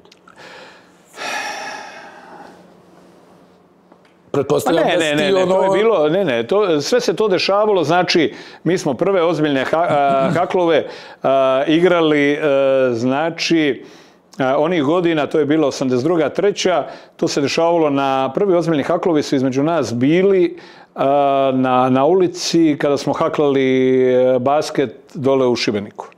Tada su to bili prvi ozbiljni haklovi. Je li to 1-1 bilo ili 3-3? Ne, to je bilo, nije moguće, recimo, to ono dole što film onaj pokazuje, tad nije bilo prostora puno igrati 3-3, mada se igralo 3-3, tada su bile uobičajene varijante 2-2.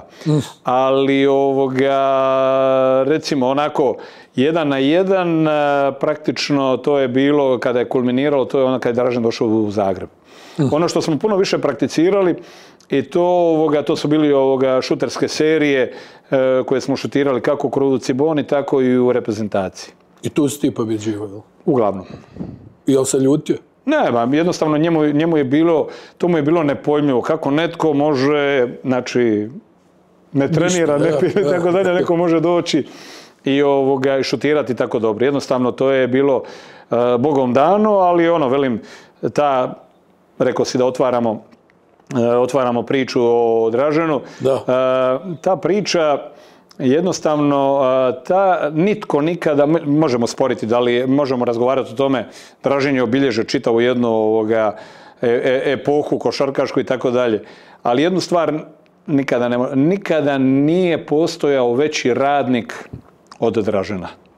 Možemo sad sporiti da li je netko bolji, da li je i tako dalje, ali u jednoj stvari ne možemo sporiti. Je li istina da je trenirao posle osvajanja Kupa evropskih šampiona?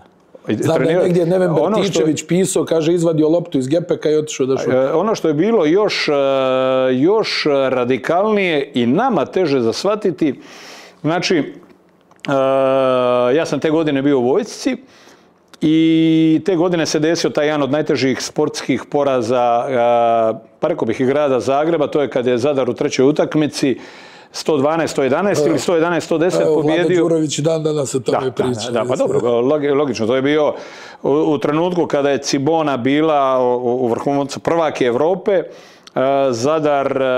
Zadar dobiva to i tako dalje. Znači, grad Zagreb, svi igrači, to je sve bilo u knockdownu totalno. Dražen je sljedeći dan ujutru, nakon znači najtežeg sportskog poraza, uzeo loptu i otišao na trening. I tu ide ona njegova, niko nikad nije dobio sve utakmice, tako dalje, i jednostavno imao je tu moć i tu se mi strašno razlikujemo.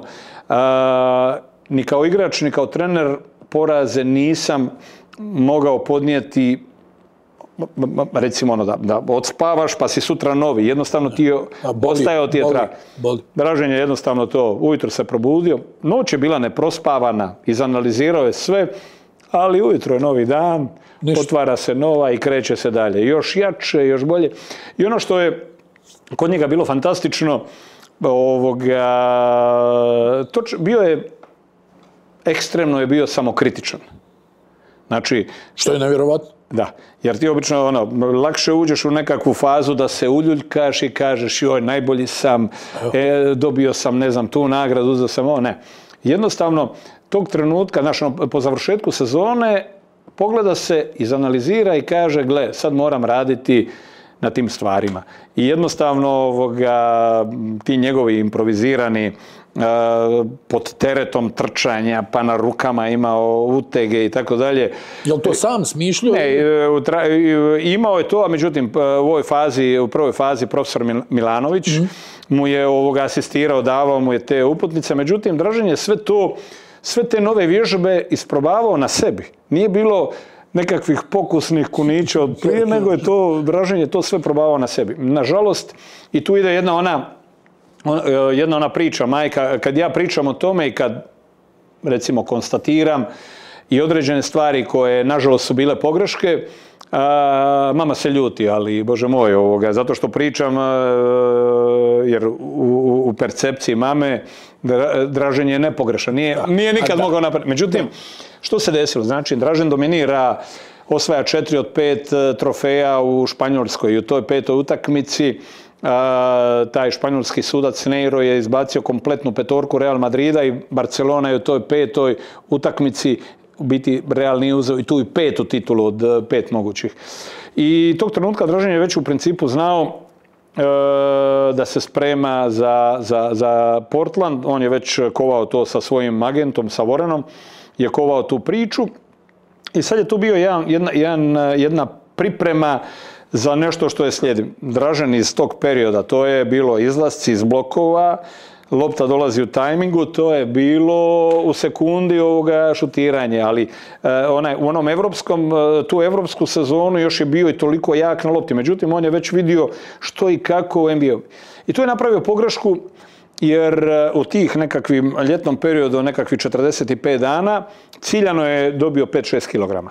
Jer je rekao, ok, sada ću to pretvoriti u...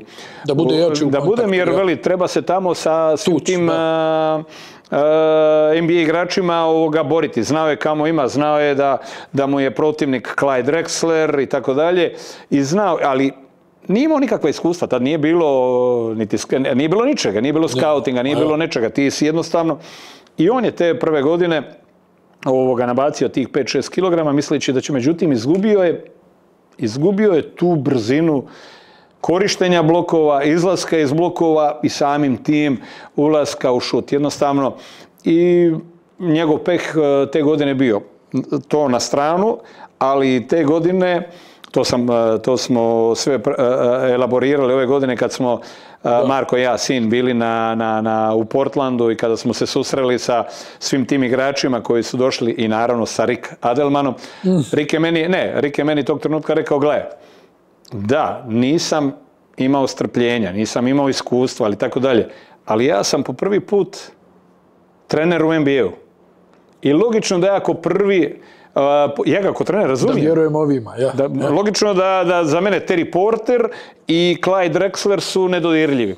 Ali ono što je bilo nevjerojatno da jedan Terry Porter, kad ima temperaturu 38, nije prijavljivao temperaturu, nego je dalje nastavio igrati jer nije...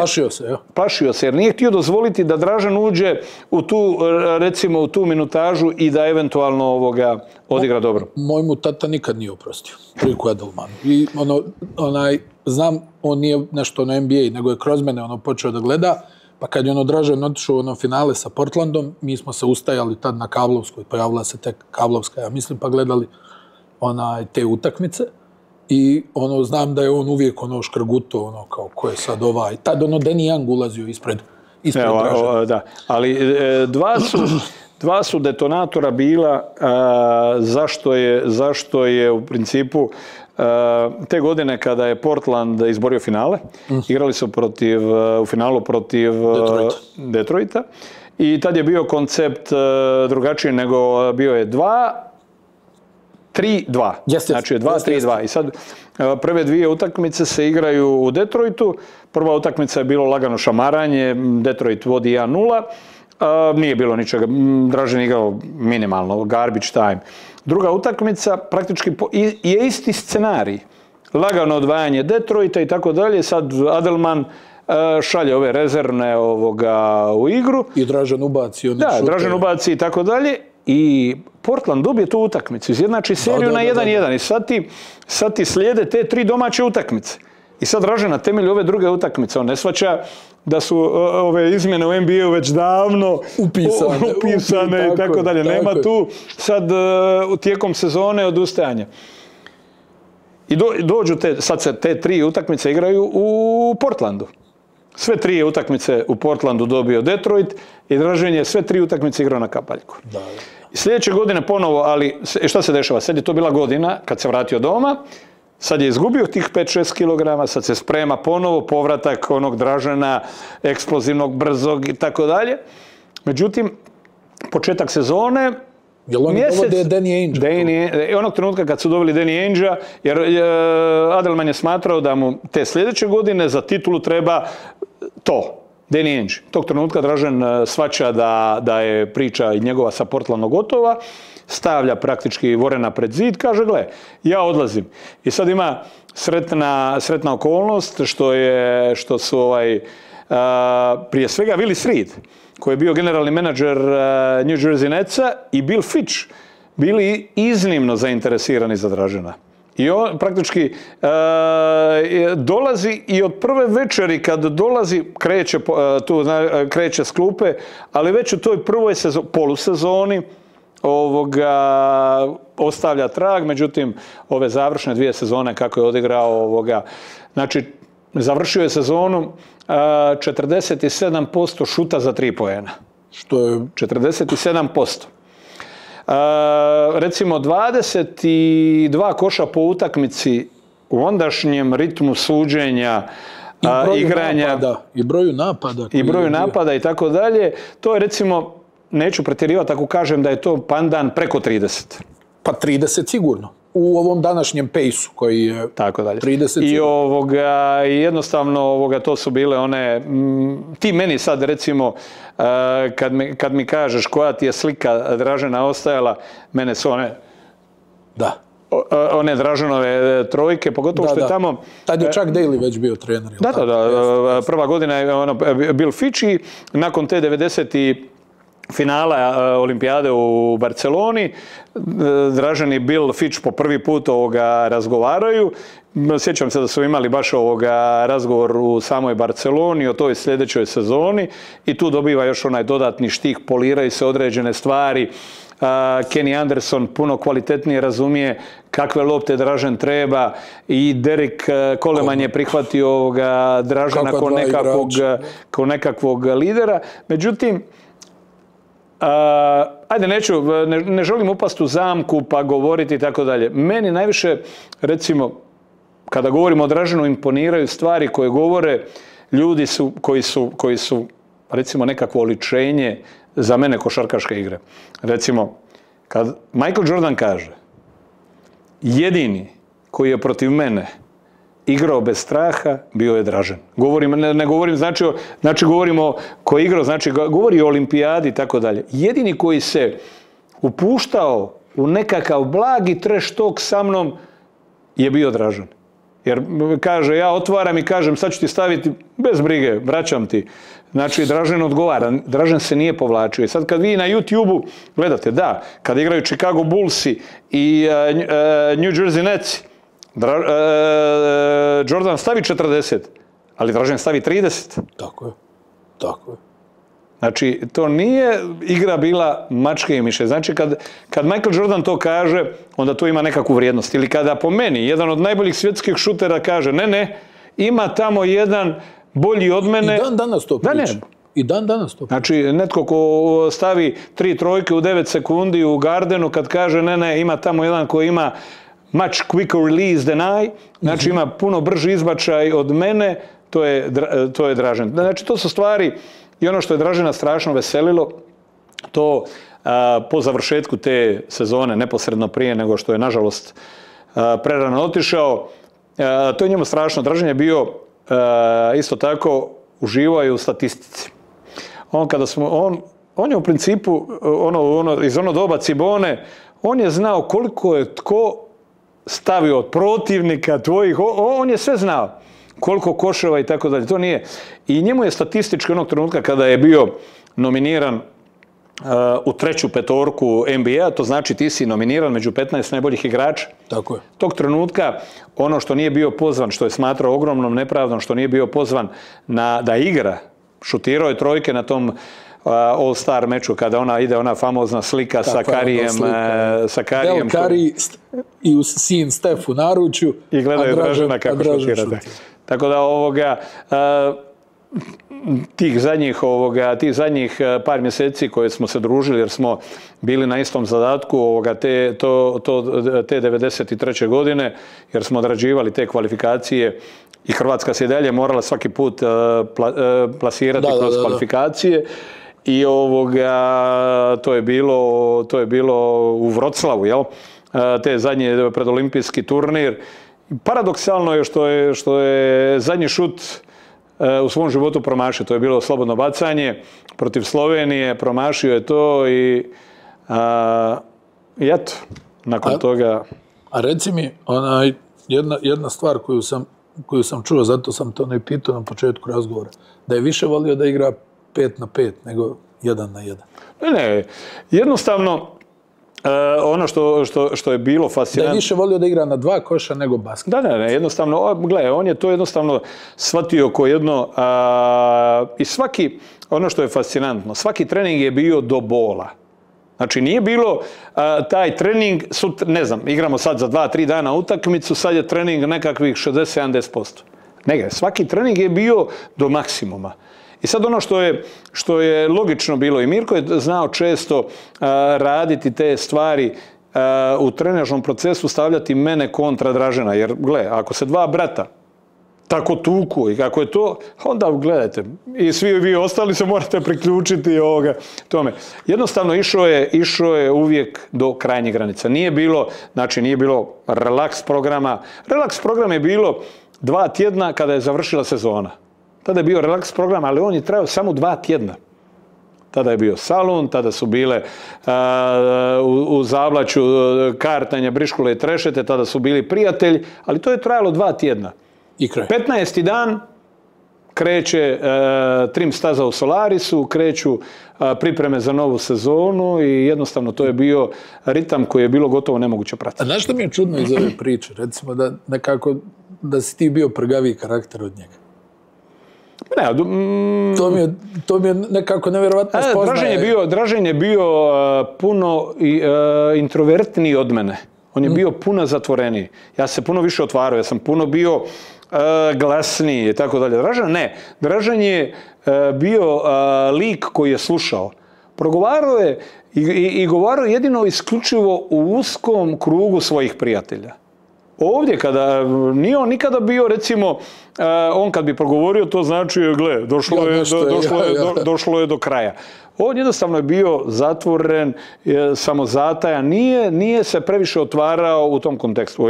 Osim onog trenutka kada kreću utakmice i sada kad ti gledaš, staviš te highlightsove tih utakmica te godine, 84. i 5. i to nama bio ultimativni znak da smo postali, zahvaljujući između ostalog Draženu, kad smo 2 puta dobili Reala, ali pobjeda u Zagrebu je bila očekivana. Mi smo već tada šamarali sve doma. Ali onog trenutka kada smo dobili Reala u Madridu, to nam je bio znak te godine da smo napravili tu stepenicu više. Naravno, gle, to je bilo, sad mi govorimo o tom taktičkom dijelu, to je bilo igranje šaha. Znači, na polovici terena desno, puštaš Dražena ili Del Corala ili Turijagu ili ove da valja 1-1 i ako nema pomoći, Dražen je to sam rješavao. Onog trenutka kada je stizala pomoć, tog trenutka je bila ovamo poslagana artiljerija za 3 poena. Tako da, kad ti gledaš te utakmice, to su bili veoma jednostavni igrački koncepti, ali koji su se naslanjali na individualne karakteristike pojedinih igrača. Znaš, recimo Srećko Jarić mi je to pričao, pošto on imao stvarno, on je igrao s Draženom.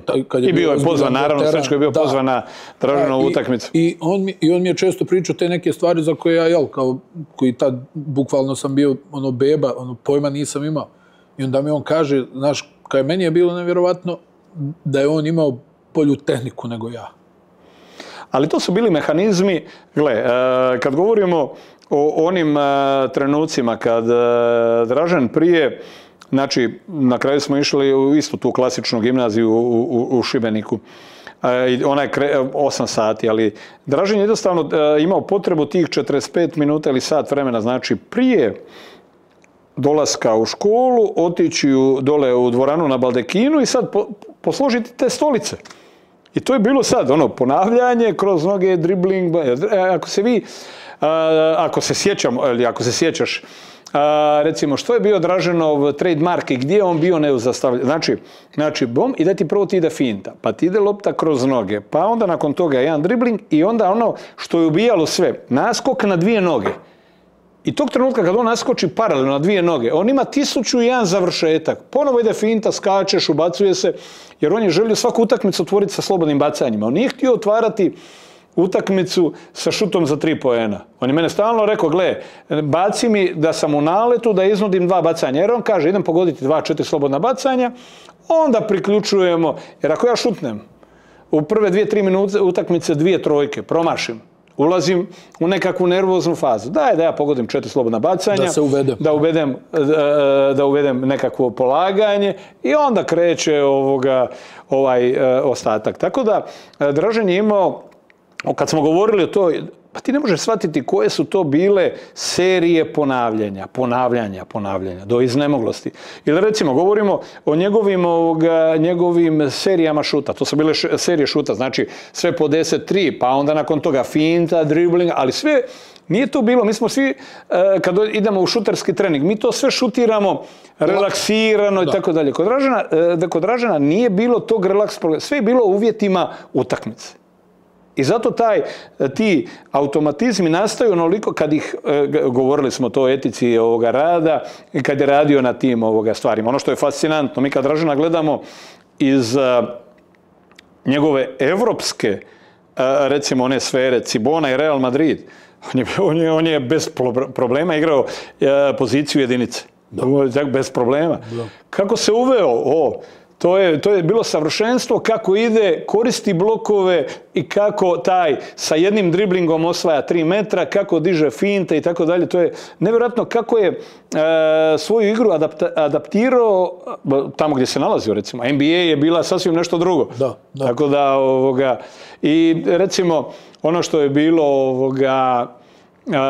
recimo, iz te faze o kojem Srećko govori, jedna godina mu je, godina koju nije igrao, to znači godina nakon što je završio sa tom uvjetno rečenom osvojenom titulom u Šibeniku, koja je poslije dodijeljena Bosni, jer Šibenka nije otputovala u Novi Sad da odigra tu ponovljenu utakmicu za titulu prvaka.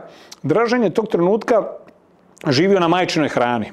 To su bili zavajoni, to je bila i tako dalje. To je bila ona, uvjetno rečeno, nekvalitetna, za sportaša, nekvalitetna klopa, puno šećera, puno i tako dalje. Dražen je bio kontinuirano u višku kilograma. I šta se desilo onda? Onda su on i Perasović završili u tom garnizonu u Puli i tada je krenulo masakriranje fizički. Dražen se u vojsci promijenio fizički totalno. Izgubio je kompletno tu... Što je nevjerovatno, obično ode na gore, jel? Čovjek se vratio, ali isto ima... Kogod je otišao u vojsku, morao je da se malo... Ali i tu ima i tu isto ima, recimo, detalja koji su bili fantastični.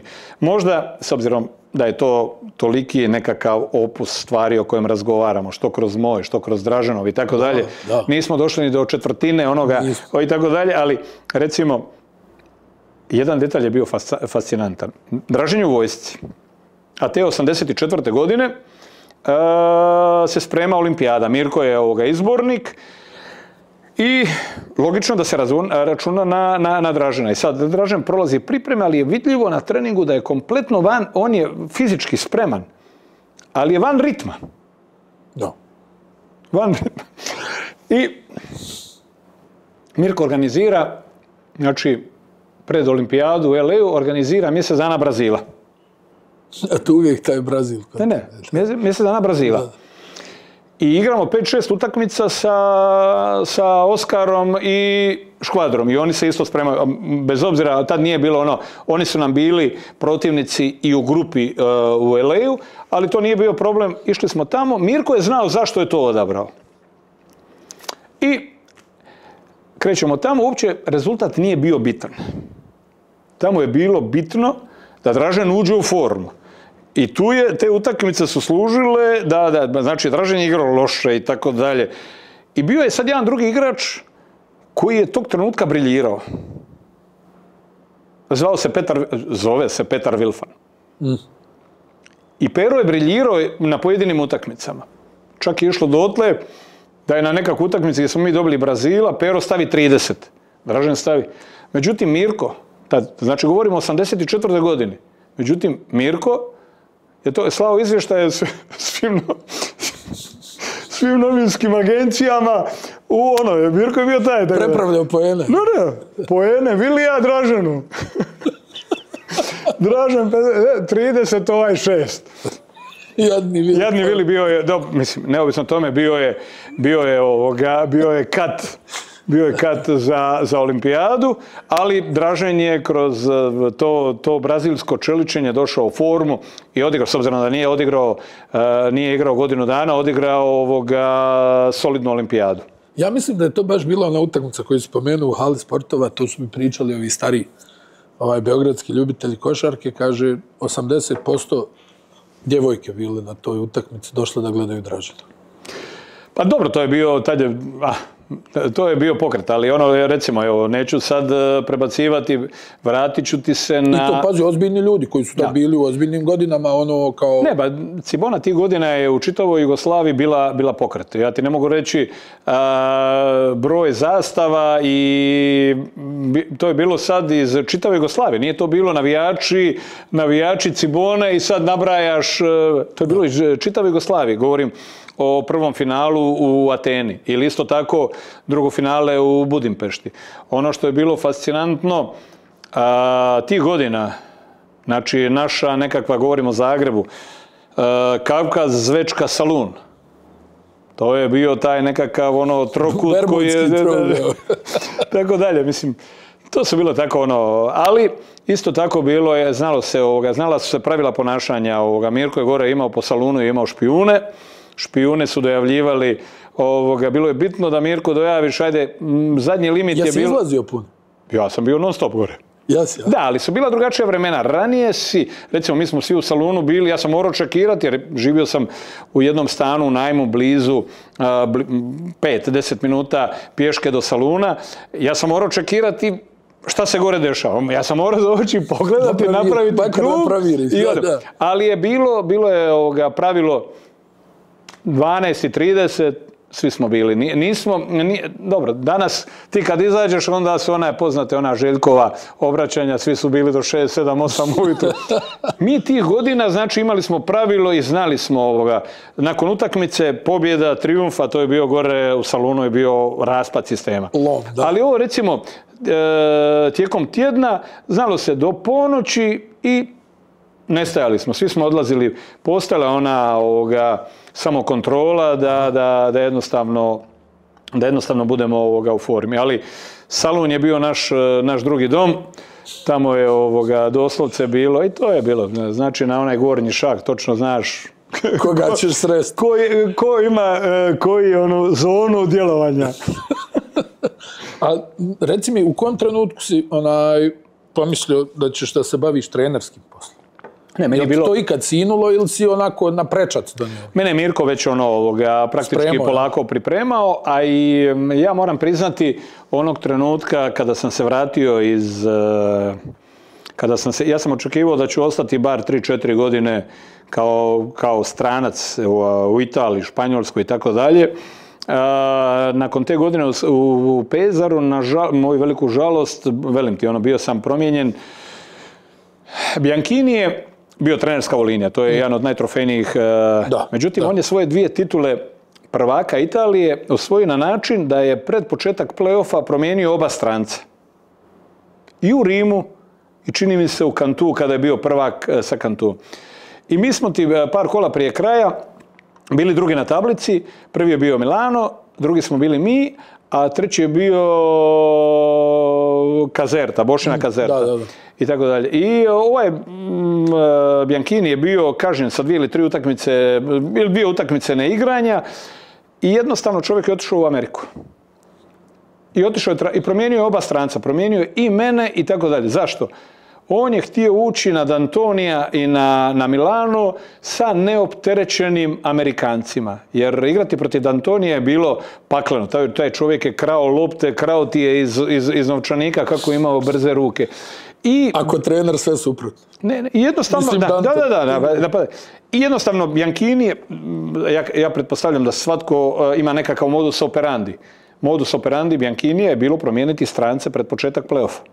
Bez obzira što je to bila naša najbolja sezona. Drugi smo na tablici, ja osobno imam sezonu života, međutim, on je doveo Darvina Cooka i... Darvin Day i Darren Cook. Čuveni Cook i Day. Da, Day i Cook. Otpali smo Greg Ballard koji je bio bio fantastično krilo Washington Wizardsa.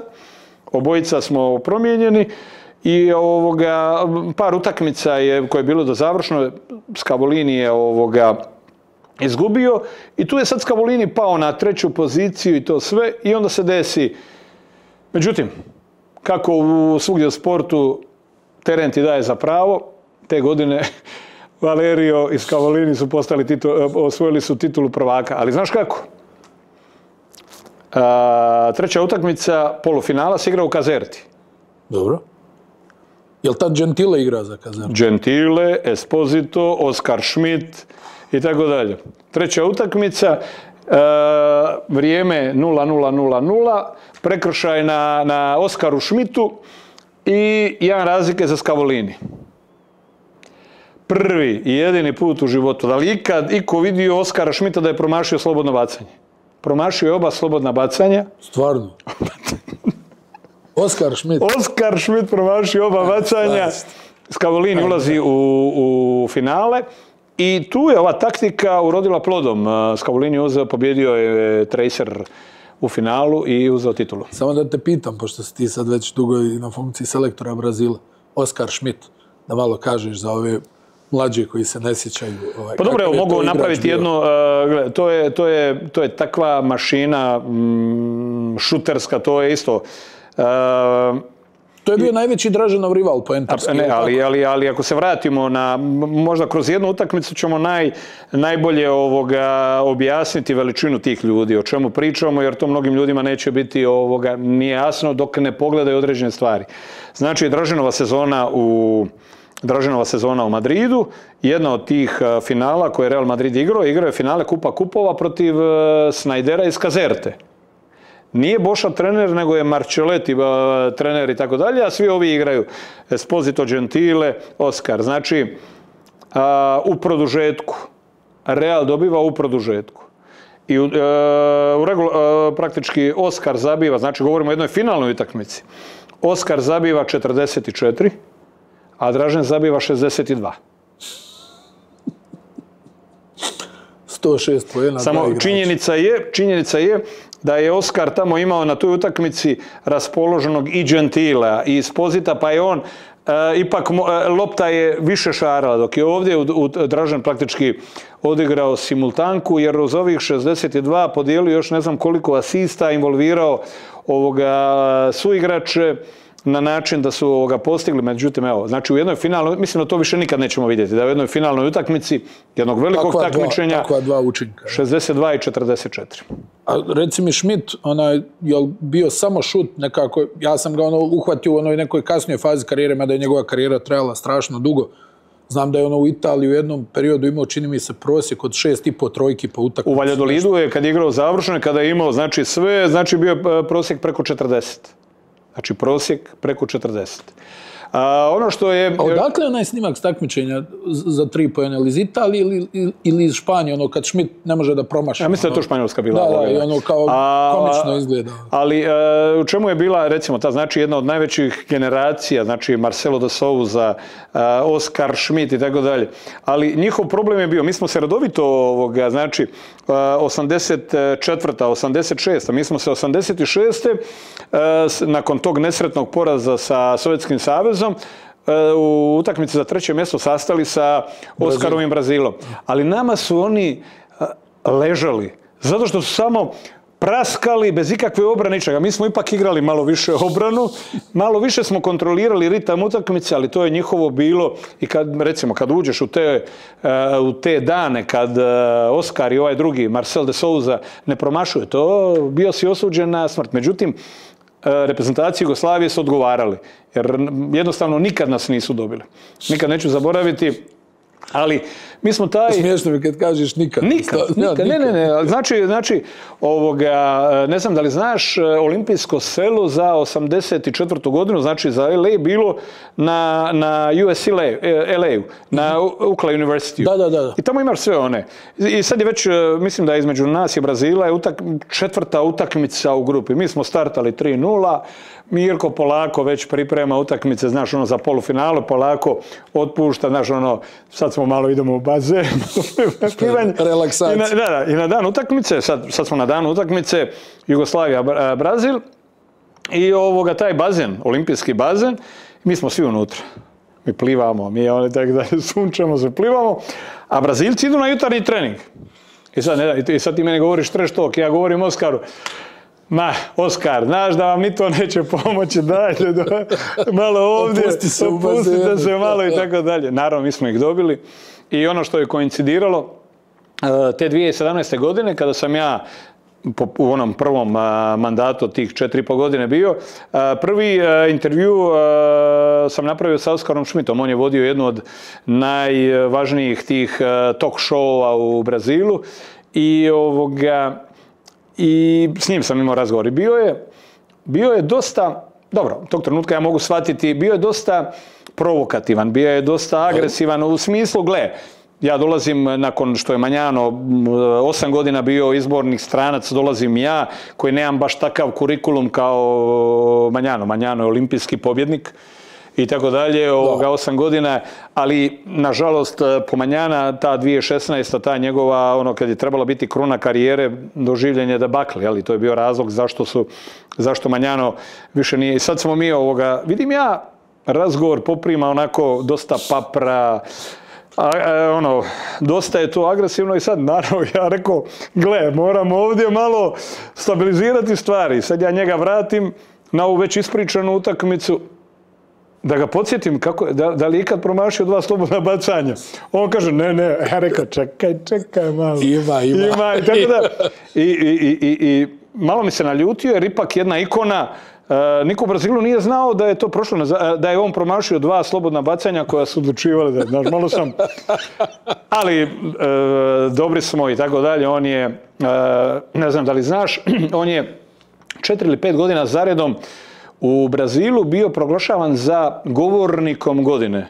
On ti pa njegov kad je bio primljen u Hall of Fame, je fantastičan govor, to možete na YouTube-u pronaći, ali recimo, on ti ima na temelju kako je živio svog života, te košarke, trenažnog procesa, tog šutiranja, mentaliteta, i sve mnogo tih velikih firmi, i on ti u principu kao nekakav, između ostaloga godinama je dobro živio i živio od toga, da, tako da sada je u onoj penzionerskoj fazi, pomalo se oglašava, tako da eto. A reci mi ovo, znači, da te vratim. Da se vratimo to, kako? Kako si postao trener? Mirko je tu prepoznao u meni taj gen. I ono što se desilo, kako sam se vratio iz Pezara, bio razočaran što nisam ostao u tom krugu i konačno dobrih ugovora, jer to je bio prvi i ozbiljniji novac. Mi ovdje... Stani, zar Cibona nije plaćala dobro? Ja, mi smo imali, mi smo imali akumulirane premije i tako dalje, dobivali smo one stanove, imali smo one i tako dalje, ali sve je to bilo, to su bili društveni stanovi koje si dobio za života, tad je bio komunizam, znači to su bili, nije to bio tvoj stan, ti si u tom stanu dobio i mogao si teoretski živjeti, da Jugoslavija trajala do kraja života u tom stanu, to je sve takvi bili. Mi smo od prvog do zadnjeg imali puno novaca. U smislu, imali smo premije kvalitetne i tako dalje. Ali novac, ako ti mene pitaš o ugovoru, ja nisam imao nikakvu novac koji bi primao za tu... Klub ti Aco da, stan, automobil? Ne, nismo. Automobil ne, dobio si stan. Ja sam godinama živio u najmu jedne sobe kod obitelji Luncer u centru grada. I onda se desilo, recimo, čisto da ti kažem, Mirko je onda pripremao jedan veliki transfer, trebao je Rajko Žižić, Andro je otišao van i trebao je Rajko Žižić doći u Cibonu, već je bilo sve dogovoreno i bio je dogovoreno jedan veliki stan za Rajka, trosobni, već ga je čekao i tako dalje. Znači ti si dobivao ove, recimo, gdje ćeš živjeti, imao si novaca da živiš, bilo je toga. I taj stan je čekao Rajka Žižića. Međutim, u zadnjim trend, da li Zvezda i tako dalje, je dala Rajku ponudu, Rajko nije došao, ja sam odmah kofera i odmah se ubacio taj stan. I u biti taj stan, odakle taj stan, poslije raspadom države mijenjaju se nekakvi društvena uređenja, taj stan sam morao po nekakvoj, neću reći simboličkoj cijeni, otkupiti da bi postao moj stan i onda, eto, to je bila recimo prva nekretnina, je bio stan koji je bio programiran za... Nije kome je namijenjeno, nego kome je suđeno. Žiža ne dolazi, idem ja unutra. Znači, Scavolini je bio prvi tvoj jak ugovor, jel? Ne, pa prvi pravi ugovor i tako dalje. Vratio se, odigrao sam još godinu dana u Ciboni. Mislio sam odigrati još jednu godinu u Ciboni, međutim u Cibonu te godine stiže Šakota i naravno svaki trener vodi svog plemekara kako je Duda Ivković doveo Zdovca i praktički otišao sam na mala vrata iz reprezentacije. Tako je Šakota doveo svog Nebojšu Bukumirovića. Ja sam, znači što sam odigrao godinu dana, stiže Bukumirović, rekao, vidim što mi je jasno i potpisao sam godinu dana za Pepsija u košarkaškom klubu Zagreb.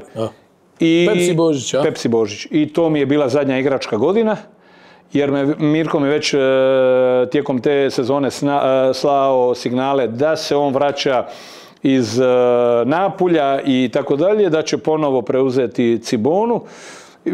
Tada praktički i ja u onoj zadnjoj jugoslovenskoj godini, sjećam se tog dobro, kad je u principu došlo do finala između Jugoplastike i Partizana. Mi smo igrali, praktički Cibona igrala te godine sa Partizanom polufinale. Mirko je na prvoj polufinalnoj utakmici protiv Partizana zaradio isključenje, bio je kažnjen 3 utakmice nevođenja, tako da sam ja vodio to polufinale protiv Partizana u Zagrebu. To ti je bilo ono... U Zagrebu smo dobili utakmicu, Sunar je odigrao fantastičnu utakmicu, bilo je 1-1. U Beogradu smo kontrolirali utakmicu,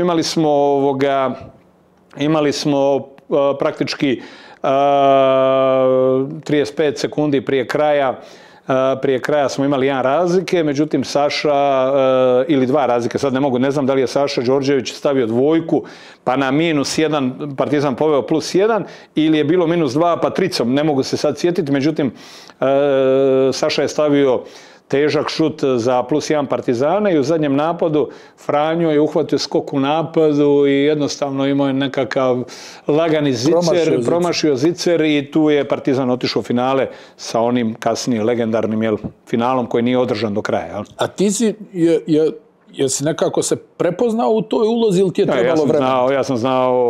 Ja sam godinama znao da će mi to biti moj sljedeći posao, međutim činjenica je, sad ću malo razotkriti, znači, ta prva godina sam bio Mirku pomoćni trener. I sad počinje druga sezona. Cibona je u Euroligi. I u Euroligi koji igra u egzilu, kao što smo svi, Partizan je igrao u Fuenlabrada, Split je igrao gore u Korunji, mi smo igrali u Porto Santa Maria. I Mirko je krenuo u sezonu kao prvi trener i tako dalje. Međutim, krenuo je rat. Mirko je dobio poziv za određene diplomatske stvari, da priprema stvari za Barcelonu. Te praktički 91. godine i Mirko je to dobio poziv i Mirko se počeo baviti tim diplomatskim radom. Ja sam praktički, znači ja imam 31 godinu, eto me čovječe, vodim ekipu u Euroligi. Znači,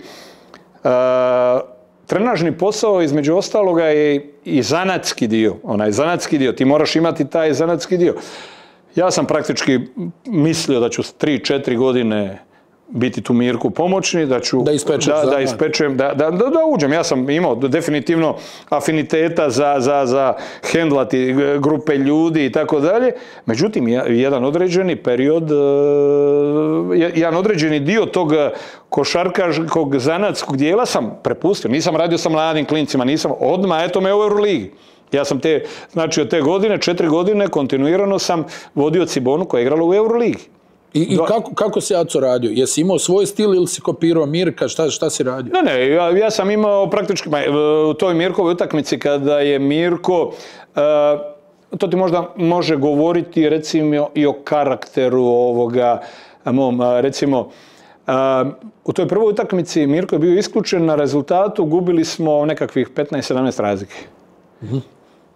Govorim 25. 6. minuta, čisto da ti kažem koji profil i tako sam ličnosti, a samim tim i trenera, tako dalje. I Mirko je bio isključen. Mirko još nije izašao od to, ja sam izvadio Franju, to čutke mala petica, 5 malih, imali smo šut za pobjedu. U prvoj utakmici, znači moje prve seniorske minute i tako dalje. Bila je prepoznatljiva tad Cibona, igrali smo onda, praktički, recimo, nikad neću zaboraviti te 95. godine, Cibona ima jednog jedinog centra, to je Dževdo Alihodžić, koji je to odrađivao, a Davor Marcelić je četvorka. Mi smo to toliko igrali, ovaj small ball, to smo mi igrali prije 30 godina. I to tako dobro smo igrali. Pa vi ste to igrali dok si ti bio igrač, ja? Ali hoću reći, to je bilo i tako dalje. I onda, recimo, godinama kako sam radio, onda sam, recimo, imao mogućnost i, recimo, ja sam odlazio u Ameriku i na licu mjesta sam birao Amere. Znači, mi govorimo o skautingu. Te 94. Ti si tu, boga mi, bio najjači. 94, znači, sezona 94-95. Ono što je po meni bila velika pogreška, recimo, prebrzo smo trošili, govorimo o hrvatskoj reprezentaciji, prebrzo smo trošili trenere. Znači, 92. je Pero bio. Da. I jednostavno postojala ideja da se zadovolje, znaš, svi veliki treneri Hrvatske, da se zadovolje da su bili treneri i hrvatske reprezentacije. Znači, 92. je bio Pero Skansi. 4. je bio Đerđa, je li tako? 93. je bio Mirko. Da. 94. a ja sam jednom i drugom bio pomoćni trener. Znači, Peri i Mirko sam bio pomoćni trener. 94. godine je Đerđa tu. Đerđa mene zove i kaže, Aco, hoćeš mi biti pomoćni? Ja kažem, Pino, izvini, ali ako ja sad i tebi budem pomoćni trener, ja ću se pretvoriti u nešto što nisam. Ja svima sam bio pomoćni. Ne, pretvorit ću se u nešto što u principu nije nekakva moja niti cilj i tako dalje, ali ću se pretvoriti u kroničnog pomoćnog trenera. I tu sam ja Pinu zahvalio, međutim, šta se desilo? Reprezentacija Hrvatske prije ovog svjetskog prvenstva 94. godine, koje je bilo u Kanadi, u Torontu, je imala seriju, pošto je Mirko imao Mirko je kao direktor reprezentacije imao fantastične odnose sa Dave Gavittom i tako dalje, jer je Dave Gavitt bio taj u principu koji je nama otvorio 92. reprezentaciji Hrvatske sudjelovanje na olimpijskim igrama, jer Dave Gavitt je bio predsjednik američkog košarkaškog saveza. I naravno, sad, te 94. godine reprezentacija Hrvatske se sprema u Bostonu. I sad mi u par navrata igramo ja sam tamo otišao kao Cibonin trener, jer smo znali da ćemo odigrati 3-4 utakmice sa koleđima, jel? Ili mješovitim Ne, nisu to bile. To su ljudi dolazili s ceste. Ozbiljno. Ne, ali to su bile zanimljive, to su bile kvalitetne utakmice, ali to su bile, nije to bio koleđ, nije to bio, bila su 3 igrača Boston koleđa, pa ovaj dođe i tako dalje. I sad dolazi jedan mali crnčić tamo, da li je on bio isto nešto Boston koleđ i tako dalje, i završi ta utakmica, trening utakmica među reprezentacije Hrvatske i tih street bolera. Ja priđem Džerod Abram. Ja kažem, Džerod, ajde da ti ja napravimo. Ja sam njega, znači, tu na licu mjesta face to face dogovorio uvjete, dogovorio sve. $60,000. Ja sam dobio za $60,000 i njega i 3 godine kasnije Chucky Atkinsa. Stani, kako misliš, je li isti manevar bio i sa Chuckyjem? Ne, sa Chuckyjem je već bio malo sofisticirani. Bila je tad već, tad je već, govorimo, znači, to je sezona 97-98, ja se vraćam iz Sevilje 2 godine, ja postajem ponovo trener Cibone i ja sad odlazim, zove se, to ti je jedno mjesto 60 km južno od LA, tamo se igrala ljetna liga. I sad čisto jedan tebi podatak, na toj ljetnoj lizi 97. godine, koga sam prvi put u životu vidio u paru da igra za Lakers? Odigrali su prve minute na ljetnoj lizi. Kobe Bryant i Derek Fisher. Derek Fisher. Njih dvojica su bili, znači, Lakersima tamo. I sad, modus operandi je bio ovakav. Ja dolazim, nema tu, uvijek se dolazi po pleja. Nema tu novaca. Ništa drugo, uvijek se po pleja. I sad gledam, prvi dan gledam sve utakmice. Sve utakmice. Pogledam i onda napravim, znaš ono, top 1, top 2, izbor, 3. I onda dalje gledam sljedećih dana, gledam utakmice. Samo njih. Samo te. Pa, ne, čovječe, nikad se nisam smrznuo kod tamo. Došao sam tamo kad onu klimu uđeš. Kad upali. I, vidite, i drugi, treći dan odlučim se ja za Chuckija. Idem s njim razgovarati. Znači, sve face to face. Chucky nema... Je li imao agenta ili ti... Ne, nema, direktno, Chucky, ne, face to face. Chucky nema putovnicu, nikad nije bio u Evropi, šta je to Evropa? I tako dalje, sad ti to pričaš, međutim, svima njima kad kažeš, to su sve klinci koji dolaze iz nekakvih siromašnih obitelji koji tad nemaju dolara u džepu, nemaju ništa.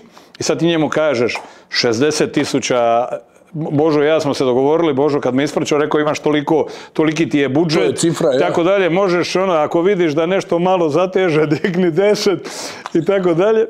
I dogovorim ja Chuckija 2 godine, 60 i 80 tisuća dolara. Čovjek je odradio 2 godine u Ciboni, nakon toga je 10 godina NBA. 6 godina ugovor, 24 miliona dolara. Nepoznati broj zove godinama nakon. Kaže, coach, Chucky ovdje. Kaže, daj mi broj svog računa u banci da ti pošle. Rekao, ne. Ako ja to od tebe uzmem, gubim nevinost i ne mogu više ne. Ali vidi, svaka mu čast na tom putu. Nazvao me, pitao me, međutim, odbio se. I znaš, kad sam ga gledao, gledam kao kako igra Chucky Atkins.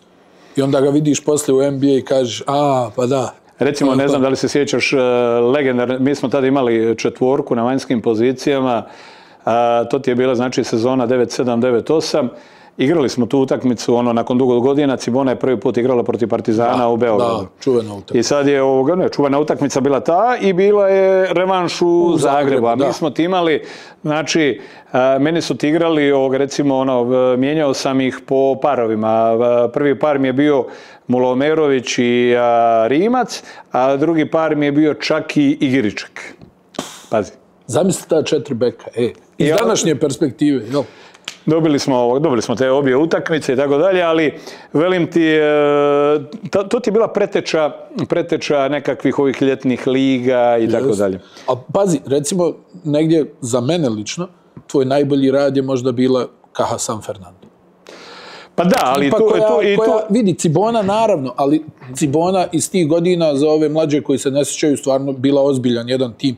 Ti kad iz ove perspektive pogledaš što su sve bili reprezentativci Hrvatske, sam si ti pominjao, 2 puta ste igrali četvrtfinale, ulazili među 8 za malo, igrali protiv kasnijih evropskih šampiona, jel? Eto 2 puta Željko Obradović, Juventud i Real Madrid. Ali Caja San Fernando je bila nekako egzotika, baš, jel, Sevilla, ali ta priča se desila iznenada, sad mogu više kako je, možemo skinuti malo prašine sa te povijesti i tako dalje. To se sve izdešavalo neuobičajeno, bilo je dosta tih stvari koje ja osobno nisam kontrolirao i bilo je dosta stvari koje se dešavale iza leđa. Znači, ti si izguran iz Cibone? Ne. Znači, ja sam 4 godine, tog trenutka 4 godine trener u Ciboni, odrađuješ Euroligu i te godine sam konačno prvi imenovan sam za izbornika reprezentacije. Meni je pomoćnik u reprezentaciji Jasko Repeša, koji je bio te 2 godine, on je vodio paralelno kao, znaš, to je bio projekt, mega projekt koji je Cibona, znači Cibona je bila tako igrala Euroligu, a imala je Donu koji su svi ovi mladi, talentirani igrači, to je bilo, i Jasko Repeša je bio idealan, Jasmin Repeša je bio idealan, on je znači pod kutem postavljao blokove ovdje, sve je to bilo precizno do u detalje. I sjećam se jednog turnira u Njemačkoj Jasko mi kuca mi na vrata, Jasko mi dolazi i kaže, gle, moramo razgovarati. On kaže, on je tog trenutka trener u Doni, meni pomoćni, to kaže, zove me Košarkaški klub Zagreb, zove me Pepsi, da preuzmem Zagreb. A ja njemu kažem, gle, mi smo tu, ja kažem, Jasko, ja ću još godinu dana odraditi u Ciboni, nakon toga idem vani i ti još godinu dana se strpi i Cibona je tvoja, po prirodnom nekakvom slijedu Cibona je tvoja. Pružimo ruku, dogovor između nas dvoje, znači između Repeša i mene je dogovor u hotelskoj sobi u Njemačkoj. Dogovor. Mi odlazimo na to prvenstvo Evrope 95. godine koje je bilo, shvaćaš da je bilo previše emocija u istom hotelu, po prvi put i reprezentacije Jugoslavije i tako dalje. Sve su to, govorim, Rađa, Kuko, što su sve bili. Nisu se pozdravljali javno, ali su se Jeste se pozdravljali? Niste? Ma gle, da. Ali sve to nije bilo, nisu to bili izravi da se zagrlimo, da ovo, da ono i tako dalje. Pazi, to su sve bili igrači koji su, govorimo o Rađi, Kukoču koji su igrali sa Divcem, Đorđevićem i Danilovićem i tako dalje. I mi krenemo u tom prvenstvu Evrope i praktički odigrali smo 9 ili 8 utakmice. U grupi smo sve dobili, bili smo prvi, četvrtfinale igramo protiv Messinine Italije, a to je bila iznimno teška utakmica jer je taj četvrtfinalni okršaj direktno odlučivao tko ide, znači ko uđe u polufinale, osigurao je Atlantu, olimpijske igre, znači nije to samo pitanje medalje, nego olimpijskih igara. I kao i u svih tih godina najveći problem hrvatske reprezentacije praktički su bili plejevi. I sad mi to četvrtfinale, evo sad ja da tebi postavim pitanje, da ti dam 3 sata vremena, da uzmeš sve nekakve knjige i da kažeš ko je Hrvat koji je donio tu pobjedu i plasman na Olimpijadu, ti nikad ne bi pogodio. Ti nikad ne bi došao, ni pretpostavio tko je taj igrač. I igramo mi znači protiv te Italije koju vodim Ettore Messina, četvrtfinale. Mi relativno lagano dobijemo tu utakmicu, ali dobijemo između ostaloga zato što naš rezervni playmaker Ivica Marić stavi 7 trojki. Stavi 7 trojki. I mi dobijemo, i mi uđemo u polufinale. U polufinalu se desi da smo Litva, jednostavno nismo bili unutra. Recimo, jedan match-up za koji sam ja vjerovao da je totalno, recimo tu sam ja,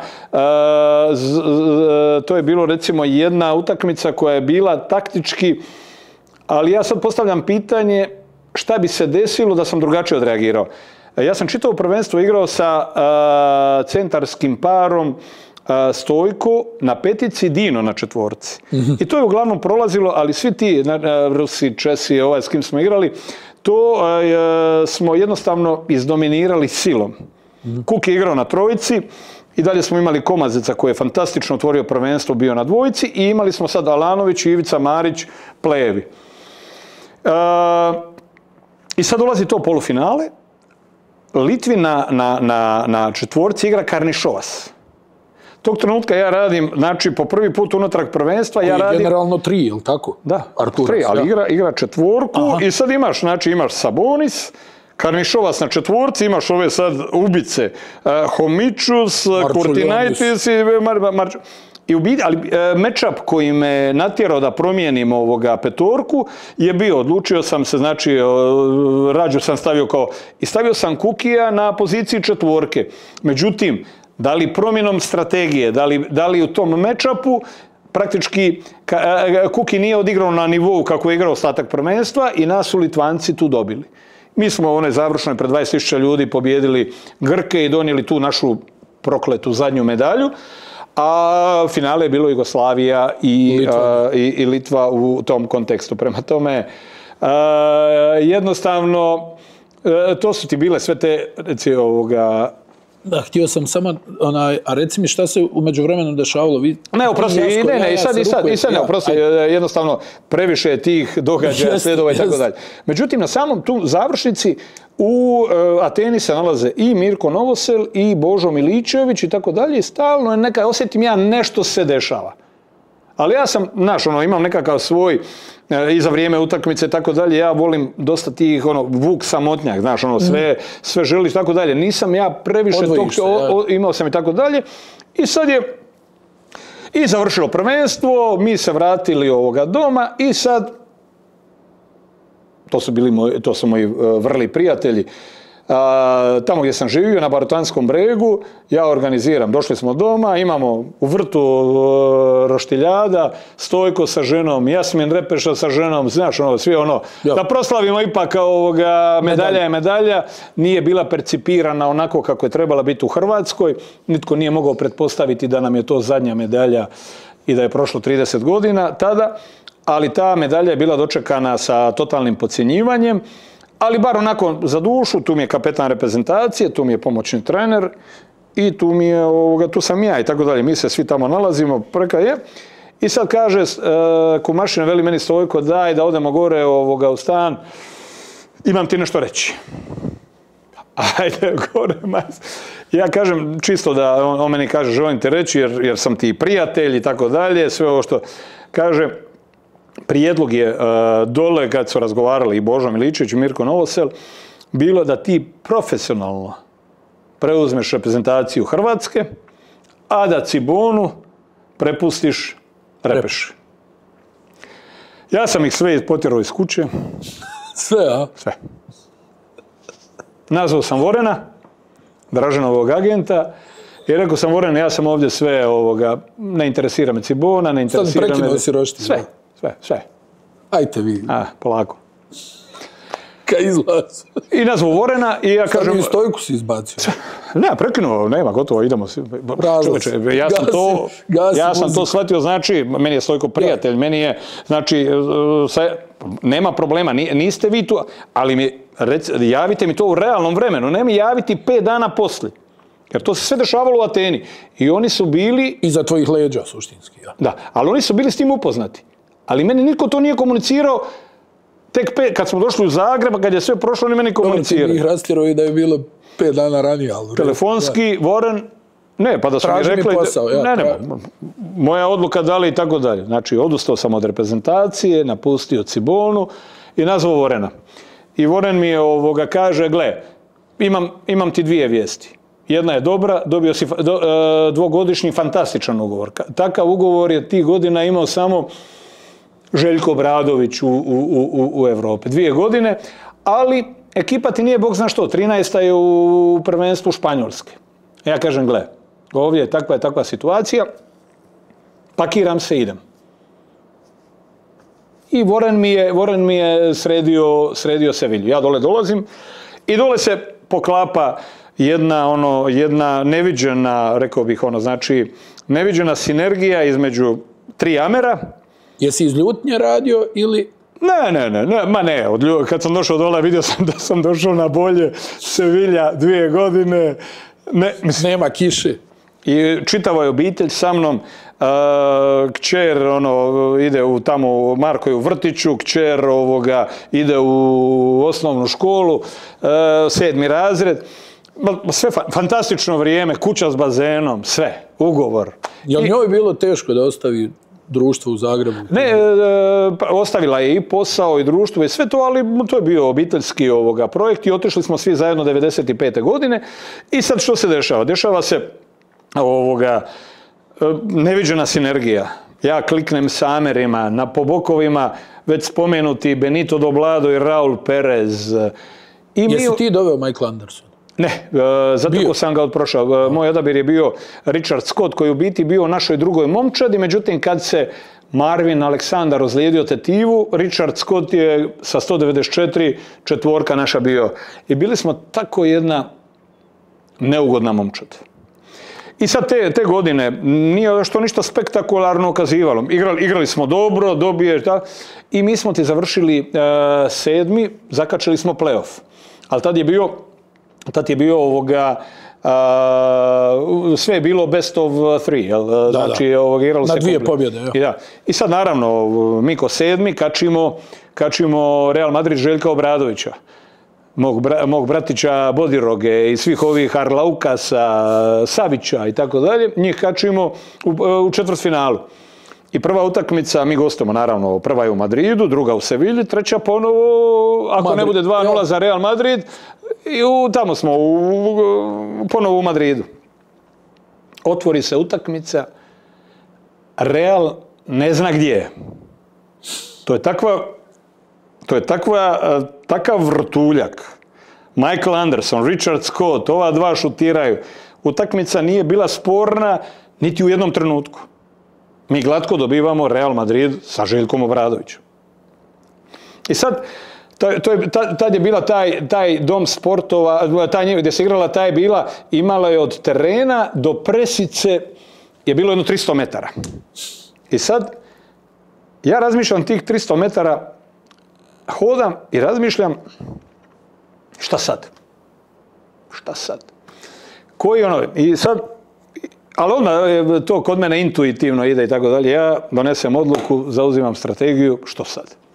Dolazimo i ja kažem, žao mi je, ali ova serija završava za 3 dana u Sevilji. Biće 2-0 za Sevilju, Real nema šanse nikakve. Da van požar da napravi. Slušaj. Budi neka, dobit ćete, igra se treća. Što si mogu da kažeš? Završava. Dakle, prvi put u povijesti dvorana krcata. Više nije tih dana nisu važni ni Sevilja, ni Betis. Ništa. Caja San Fernando. Do vrha. Sad zamisli kakva je atmosfera bila. Mi dobijamo 1 razlike i ne sviraju očigledan faul na Antunjezu. Faul ko kuća. Ne svira. 2-0. I ajmo dalje. I sad sad ide priča ide dalje. Malo ću skratiti. Polufinale igramo protiv Manresa, Salva Maldonado. Ja kažem, ja kažem u startu ova serija ide u 5 utakmica, tu je nemoguće, to je nemoguće dobiti netko da dobije 3-0 i tako dalje, to ide u 5. I sad, Salva Maldonado, sad kreće, veli šta Petrović, on se misli da zna košarku, predviđa da će biti 5 utakmica, nema šanse. Igralo se praktički petak, nedjelja, ali igramo prve 2 utakmice u Manresi. Petak, navečer 30 razlike za Manresu. Sad ja tog trenutka razmišljam šta da radim. Ako ostavim 24 sata, kada bi bilo logično da imam trening u subotu navečer, igrači će mi postati frustrirani, jer spavali smo u hotelu u Barceloni i tako dalje, i postaće mi frustrirani i ja zakažem trening sutra odmah ujutro. U 9 sati, znači što prije zbaciti tu negativnu frustraciju. Odradili smo vrlo korektan trening, sad imamo dan i po odmora do druge utakmice. Druga utakmica, 30 razlike za Caja San Fernando. Sad se idemo u Sevilju. Treća utakmica, 20 razlike lagano za nas i sad svi pripremaju slavlje. Gotovo, Sevilja po prvi put u finale i tako dalje, očekuje se tamo Barcelona. Kad izađe za katedru Čiči Kreus, 41 godina, ne, igrat će se 5. Stvarno, koliko je taj trajao, nije normalno bilo. I 5. utakmica, u 5. utakmici ono što je najveći paradoks svega, ja sam bio zabunkeriran, recimo, 5+2. 5+2. Znači, 7 igrača, 8, 9 i 10. Ne postoje. Nisu ulazili. Međutim, desi se penali, ozljeda, bum. I meni dva igrača koje nisu igrali sekunde, David Solé stavi 2 ključna, oni se postavaju u nekakvu match-up zonu, čovjek stavi dva šuta za tricu i Angel Almeida, centar 2-15, nije igrao ni minute te sezone. Stavi 4 poena i mi 5 utakmicu dobijemo. I sad što se desi? 7 dana nam je do finala. Mi se sad nalazimo, dobili smo utakmicu, nalazimo se fizički u Barceloni, ali u Sevilji nema dvorane. Nemamo gdje trenirati, nemamo ništa. Dvorana je već davno, ko je normalan mogao zamisliti, očekivao Sevilju u finalu. Oni zajmili nekakav karting, imaju brda i planine, i sad mi ne možemo, i sad moja odluka je da ostajemo u Barceloni. Šta ću sad ići tamo, trenirati i sad mi smo ti tu izgubili smo ti oštrinu. Da. I Aito dođe i dobije nas 3-0, lagano su nas dobili, mislim 3-0, da se gledalo 30 minuta, imali bi još nešto reći, 40 minuta nismo imali šanse, 3-0, Barcelona sa Aitom uzela titulu. I sad smo mi tu ušli, ulazimo sljedeće godine, Euroliga. I sad mi imamo sastanak pred početak sezone. Ja pitam predsjednika kluba, šta želiš? Da li želiš akcenat... Šta je cilj, ja? Ne, da li želiš akcenat baciti, jer Sevilja, moraš putovati, tad je onaj ave prvo do Madrida, pa onda avionima i tako dalje, ili ne znam, šta želiš? Da li želiš akcenat na španjolsku ligu, ACB, što je meni to bilo normalnije, jer mi smo ovamo egzotika, debitanti i tako dalje, šta ti može... A nema, on kaže, ne, Euroliga. Juriš. Euroliga. James Donaldson. Carney. Da. Stani James Donaldson. Koliko ima čovjek godina? Čovjek došao, brate, mili, neko ga nudi, kupuje, Euroliga se igra, kupuje. Međutim, meni baza ostaje ova 3+2. Znači, 3 Amera, ista, ne mijenja se, niko se ne mijenja. Michael Anderson, Richard Scott, Warren Kidd. Dva ova šutera i ništa se ne... Samo da te pitam nešto, molim te, za Michael Anderson. On je imao onu pokvarenu varijantu, vidi da može da ti ukrade loptu i neće da ti je ukrade, onom protivničkom playmakeru. To je rijedak igrač od kojeg sam to vidio. Dva timeouta, 2 utakmice. Znači, jedna je bila u Sevilji, a druga je bila u Granadi. Gubimo 1 razlike. 20 sekundi do kraja. Protivnik ima loptu. I sad, na timeoutu oba puta su bila ista scenarija. Znači, od ove ostale 4, nitko, znači, u biti 3, jer jedan ubacio loptu u igru. Znači, Michael jedini ne igra obranu, Anderson. Znači, on pušta svog igrača da primi loptu. A nitko od ovih drugih ne smije primiti loptu. Tako da igrač primi baš taj. A ovaj drugi ne smije. I sad, naravno, ovaj slobodan baci i ovaj krene. Sa onom rukom. Ovaj krene, 2 lopte uzme žive, stavi zicer i još gleda da ne stavi zicer prebrzo, nego da malo da ukrade, pa ti se gurne i onda lijevom stavi. Dobijemo 2 utakmice, 1 razlike, njegovom krađom. To je nevjerojatni osjećaj. Ali što se desilo?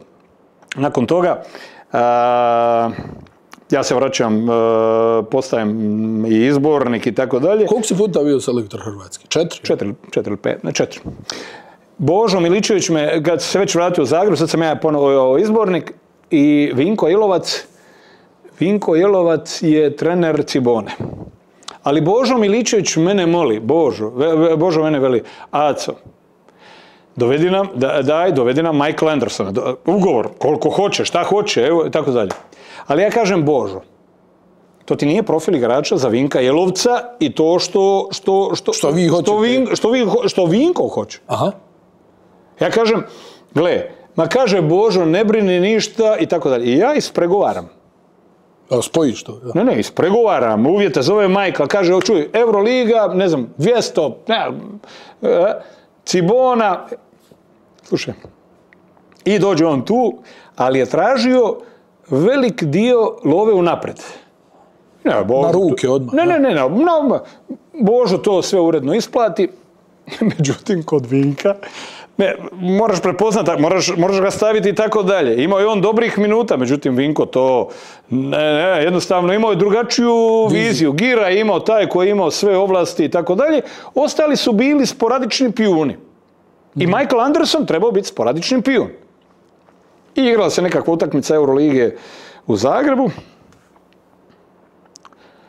Mike odigra malo ili gotovo ništa, sljedeći dan meni telefon. Veli, coach, Michael Anderson zove. Ma nije, coach, ništa, samo da se pozdravim. Tu sam u Parizu, odletio sam, ide u Zagreb. Ovo nije išlo. Čovjek pobjegao. I Božo je godinama, on je prestao igrat, poslije godinama tražio da od instanci da se vrati novac. Daj, kako je love rasa, nema ništa.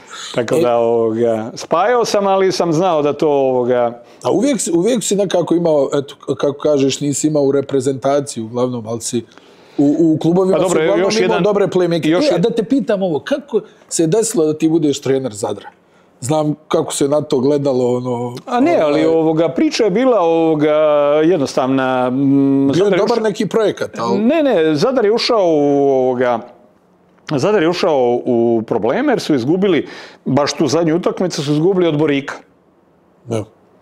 I sad mene zove jedan splitski prijatelj koji nikad nismo mi imali nekakav odnos poznajka i tako dalje. Kaže, bili ti bio zainteresiran da budeš trener Zadra? Pa ja rekao, gle, zašto ne? On kaže ništa, spusti, on je nazvao tamo Pina. Da. U roku od 3 sata pao je dogovor. I ništa se nisi trznuo, u smislu kako će doček biti, šta, kako? Ne. Ništa.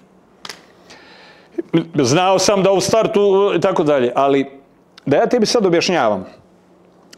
Znači, Zadar te godine, od tog poraza od Borika, mi smo došli do 5. utakmice sa Cibonom za titulu. S tim da smo vodili 2-1, imali 4. u Zadru i 5. smo izgubili u Zagrebu.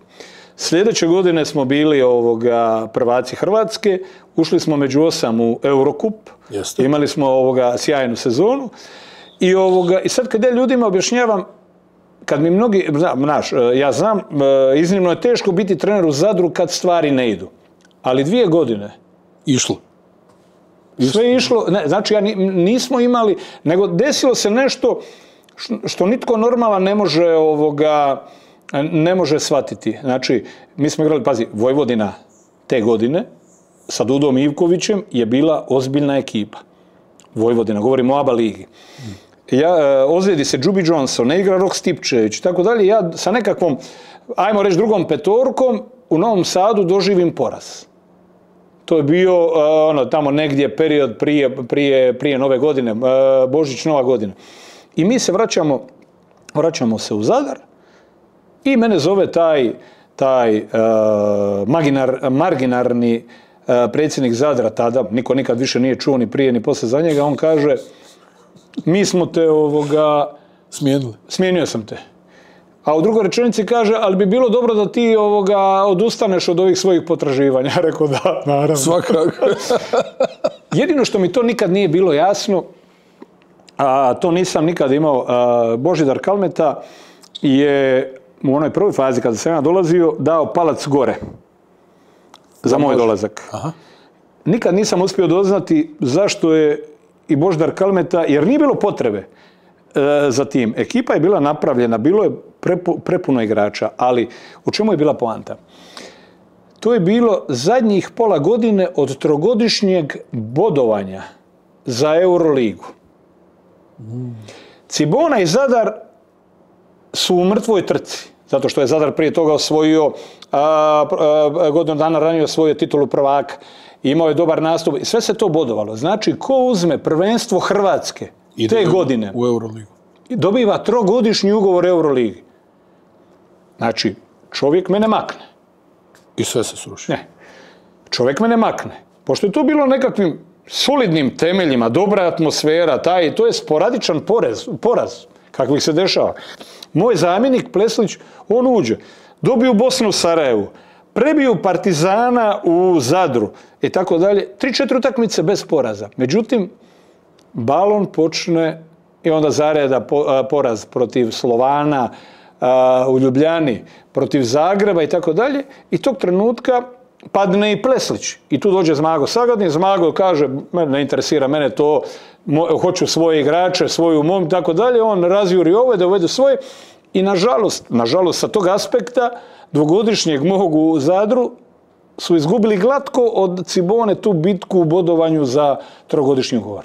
I te godine Cibona dobiva ponovo trogodišnji ugovor. Jel ti žao iz ove perspektive, pričam sad o ovom tom trenerskom dijelu, ovog svega što je bilo, jel ti žao jednog konflikta koji si... Ne, moram ti se vratiti. Ti si... Ja moram i svjestan sam, pogotovo sada kad polako, kako ja kažem, kako Dalmatinci kažu, sumiramo konte života, kada sve svodimo pod jedan zajednički nazivnik, ja uopće nemam problema da kažem koji su moji problemi, gdje sam griješio i tako dalje. Jedna od mojih najvećih pogrešaka je bila ta što znači 97. godine meni završava te 2 godine, ja sa predsjednikom kluba odlazim u Rim gledati Final Four. Dobro. I tako dalje. I mi tamo imamo otvorenu razgovore, šta hoću ja, doživotni ugovor, koliko, znači doživotni ugovor. Što želim? Kereheta Taugresa isto postavlja pitanje vezano za mene. Međutim, moj taj nekakav umjesto da nastavim i odaberem možda Tau keramiku, možda da ostanem u Španiji. Da ostanem. Ja se 97. godine odlučim vraćati u Cibonu. 2 su razloga, jedan je obiteljski, sin mi kreće u 1. razred osnovne škole, kćer mi kreće u 1. razred srednje škole. I to je bio onaj obiteljski okidač zašto se vraćamo. Ali moj motiv, kojem nikad nisam priznao nikome, je bio da onome koji mi je u onom hotelskoj sobi pružio ruku 94. godine, moj zadatak je bio da ga maknem iz klupe Cibone i Jasmin Repeša je otišao iz Cibone, a ja sam se vratio na klupu Cibone. To je apsolutno, jer gle, imaš otvoreno sve. Imaš 36, 7, 8 godina. Na štihu si, dobri ugovori. Da sam ostao u Španjolskoj, danas bi bio u Španjolskoj. Vjerovatno. Da. Tako da, to je jedna od tih pogrešaka. Što, vraćaš se na već viđeno i tako dalje. Sve je to bilo već viđeno. I tu ja napravim ogroman 3 koraka natrag za moju... Zbog zadovoljavanja zbog ovoga što to je uvod u nekakve tvoje pitanje. Da. Jesi zlopamtilo? Jesi? Mislim, vidi, kad ispričaš to kako si ti ispričao, i ja bi isto uradio, da ti budem iskren. Ali jesi činjenica je da uvijek sam sjajno funkcionirao tamo gdje nisam imao konfrontacija. Tamo gdje nisam imao konfrontacije, tamo sam uvijek radio rezultate. Gdje su bile konfrontacije, jednostavno sam ulazio u duele, fajtove i tako dalje. Ja ne mogu sakriti... A jel to uzme od tebe? Uzima mi, da. Kao igrač kažeš da si bolje funkcionisao? To su sasvim različite priče. A kao trener ti uzme, ja ću ti otvoreno reći, i to smatram jednom od svojih najvećih i poraza i, ako hoćeš, i hrvatske košarke. Znači, vrijeme je 2001. godina, prvenstvo Europe je u Turskoj, Istanbulu. Mi smo imali tešku grupu, Jugoslavija, Njemačka, prelazimo dalje dobivši Estoniju. U osmini finala, tad je bilo prvi odmara, a drugi i treći idu dalje. Turska četvrtfinale, jel? Osmina finala, igramo protiv Bošina Italije, koja je prvak Europe. Znam, dobili ste ih lagano. I sad ulazi to famozno četvrtfinale, ako kažeš šta je to što me negativne stvari koje su mi se odredile kroz karijeru, je taj sport. Ja sam u ratu sa tadašnjim predsjednikom Saveza, sa Dankom Radićem, da sad ne elaboriram zašto i tako dalje. Vi ste iz istog grada, je li tako? Iz Šibenika, da. Ali ovdje je bio i to je bio. I ja sebe uhvatim u jednom trenutku, jer igrali smo ta petorka koja je odigrala, to je bio Mulaomerović, Giriček, Mršić, Kovačić, Prkačin, Tabak koji su bili. Igrali smo sjajno. U 27. minuti imamo 18-19 razlike protiv Turaka. Sve je mrtvo. Suci su mrtvi, publika je mrtva, sve je mrtvo. Ali ono što je najgore stvar, ja tog trenutka u sebi razmišljam kako ću po završetku utakmice tražiti ostavku Danka Radića.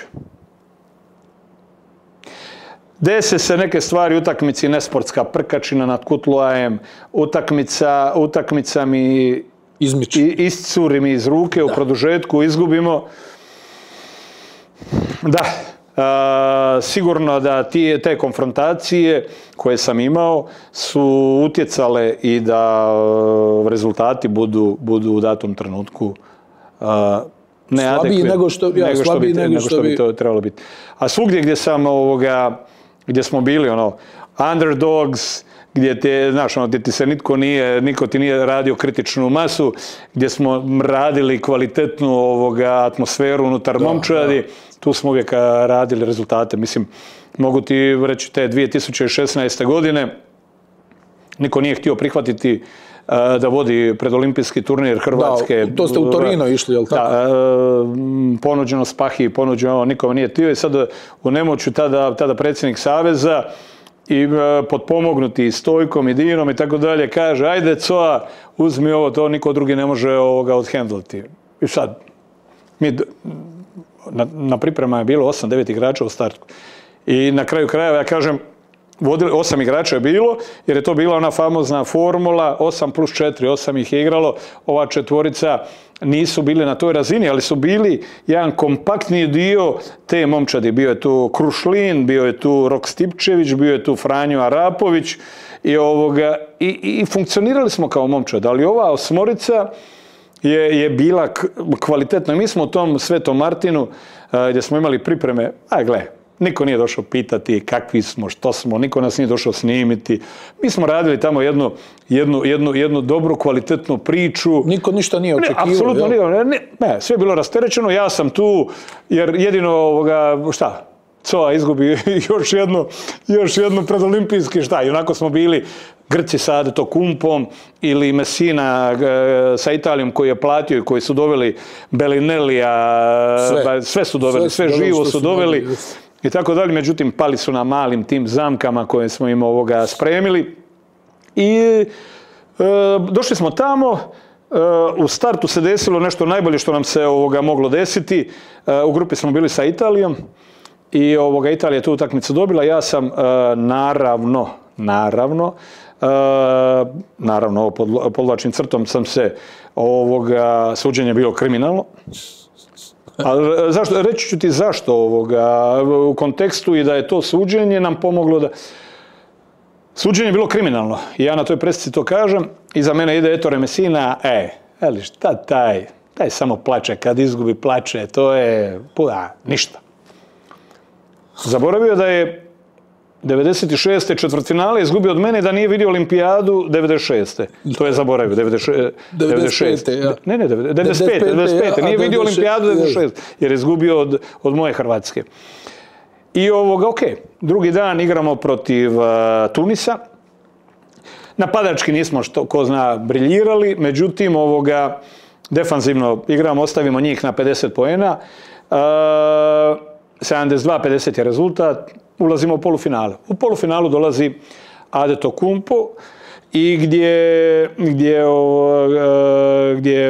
ti svako malo namjestiš odbranu protiv Janisa. I sad Adetokumpo igra na trojici, Agravanis, sjajan šuter na četvorci i Fasulas na petici. Sad mi smo imali dvije ove petice koje su se mogle nositi sa Fasulasom, to je bio i Bilan i Planinić koji su uzgred rečeno odradili fantastično ljeto, defanzivno, bili su fantastični. Bojana stavim na Agravanisa, a Šarića kažem, ti čuvaš Adetokumpova, ali puštaš šut, puštaš ovo, jedino dole mu ne otvaramo koridore, da ide tako dalje. A Bojan, kad ima loptu, Bojan je stalno u strani pomoći na Adetokumpo. Utakmica počinje 37-14 za Hrvatsku. Tu je počelo i to polufinale završilo. I sad naravno dolazi ono najljepše, dolazi Ettore Messina sa Italije u finalu. On je imao sve, znači Bellinelli, kompletno sve. Gallinari, je li igrao i Gallinari? Da, svi se sve. Igra sad što još uvijek igra Meli. I Meli je bio i tako dalje. I Haketi, svi. Da, svi. Ali je imao robovo je Gentileu, ovom Aleksandru Gentileu, mlađem, sa kojeg smo mi, famozno, ne čuvamo ga, Bojan ponovo se pomiče od njega, puštanje šuta, puštanje svega, igrali smo praktički 5 na ostalu četvorku, ovoga smo puštali. I samo slučajem nesretnih okolnosti, tapinom Melija, ušlo se u produžetak. U produžetku je Bojan igrao briljantnu utakmicu, svi su odigrali fantastično, Šarić je bio MVP, u produžetku smo dobili lakše nego što bi inercija, oni su ušli, obično, oni su izvukli i računaj da je tako dalje, lagano smo ih dobili. I naravno presica, ja kažem, želim mom prijatelju, kolegi, ugodan povratak u San Antonio. Ja idem na olimpijadu, a on će na San Antonio. Reci mi šta je, znaš, to me uvijek zanimalo, šta je tebi najveći okidač za te neke konflikte koje si imao, jel nepoštovanje, jel šta? Pa gle, jednostavno, i pokazalo se, vrijeme je pokazalo i Sevilja i Zadar, gdje moram reći da je Pino osigurao, druga stvar, mi nismo imali kritične mase. Sve je funkcioniralo besprijekorno. Cedevita, znači ja sam imao, osjetiš taj respekt prve 4 godine od Ciboni. Ostale godine nisu bile tako. Prve 4 godine od Ciboni imao sam apsolutno mir, apsolutno ovlasti da sa ekipom radim. Znači, nije bilo nikakve invazije u tvoj dio posla. Očigledno, znaš, kada netko se počne miješati, kada ti netko počne tog trenutka, meni raste ta kritična masa i ja sam spreman nažalost sam spreman za okršaj. I evo, recimo, mogu ti apostrofirati ovih mojih 6-7 godina sa Brazilom. Znači, nitko nikada nije sumnjao u moje procjene. Nitko nikada. Oni su rekli u prvom procesu, Aco, molim te, izmislili nam novu reprezentaciju, mi imamo ovdje sve 35 plus veterane. Prve 4 godine nitko nije tražio, znaš što traže, medalju. Niko nije tražio medalju, ništa. Gradimo. Daj nam izradi. Mi smo napravili prve 4 godine tu reprezentaciju. Sticajem okolnosti sam dobio ponovo poziv, to je bilo u to predolimpijsko proljeće, u proljeće se desio taj poziv, znači govorimo o toj olimpijskoj godini 24. Ljudi su me nazvali, znači Guy Peixoto, predsjednik, i Souza Marcelo su me nazvali i jednostavno zamolili prijateljski, jer su oni imali određenih problema sa trenerom koji je tada bio u reprezentaciji, neću ulaziti u detalje. Zamolili su me, s obzirom da su to moji igrači, selekcionirani s moje strane, da vodim taj predolimpijski turnir. I sve se ponavljalo identično kao sa Hrvatskom 2016. Skupili smo se u Tiagom. Tiago je bio moj prvi, Tiago Splitter je bio moj prvi pomoćni trener i on je organizirao pripreme u tom Blumenau, njegovom rodnom gradu. 10 dana, mir. Radili smo. Tamo Raustovi Njemci od 20, jeste. Radili smo, pripremali smo se, nakon toga smo došli u Hrvatsku, imali smo turnir u Opatiji, uzgrad rečeno svi moji Brazilci su se zaljubili i u Zagrebu, u Opatiju, jer nakon što smo uzeli predolimpijski turnir... Zar nije previše mirno u Opatiji, Brazilci? Ne, bilo je sjajno, obožavali su.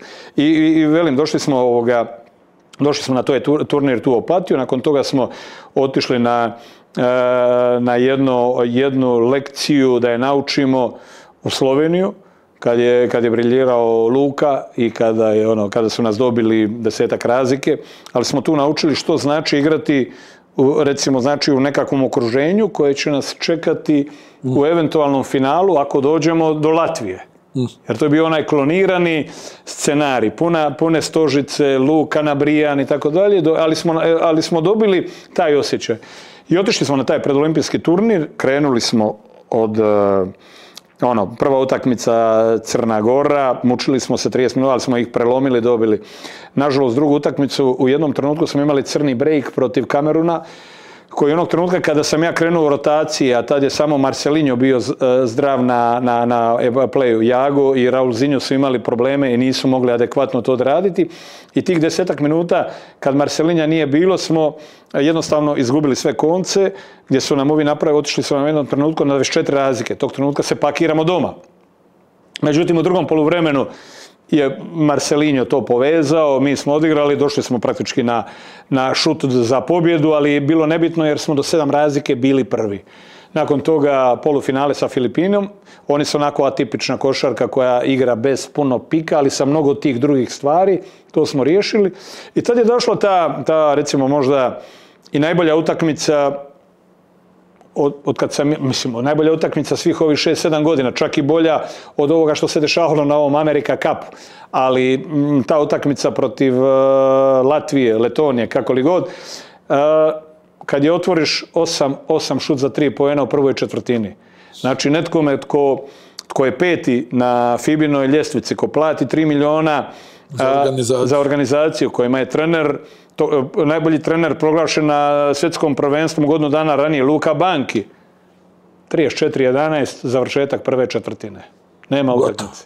Gotovo. Ali ova utakmica čak nije niti došla, znaš, mi smo ih limitirali. Bertans, jer smo odskautirali, znači, ovaj Bertans što igra u Dubaju, što svako malo, sad je u dole ovima Feneru vezao 4 trojke u zadnjoj četvrtini. Da te pitam kad to govoriš, ti si uvijek imao tu intuiciju neku da promijeniš odbranu, da staneš u zonu. Dobro, match-up zona je tebe prati još od Cibone i Mirka Novosela.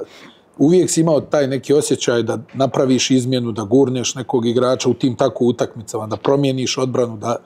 Jel to čisto na osjećaj ili vidiš nešto na terenu? To je čisti instinkt i ono što, recimo, ti mogu reći i ja za sebe mogu reći da se nikada, osim ovih što sam već napomenuo stvari i objasnili smo, da se nikada me utakmica nije zatekla. Jer sam utakmicu, meni ne treba, znaš, najgore mi je kad slušam ove, ne znam, moram vidjeti utakmicu pa da vam kažem zašto smo izgubili.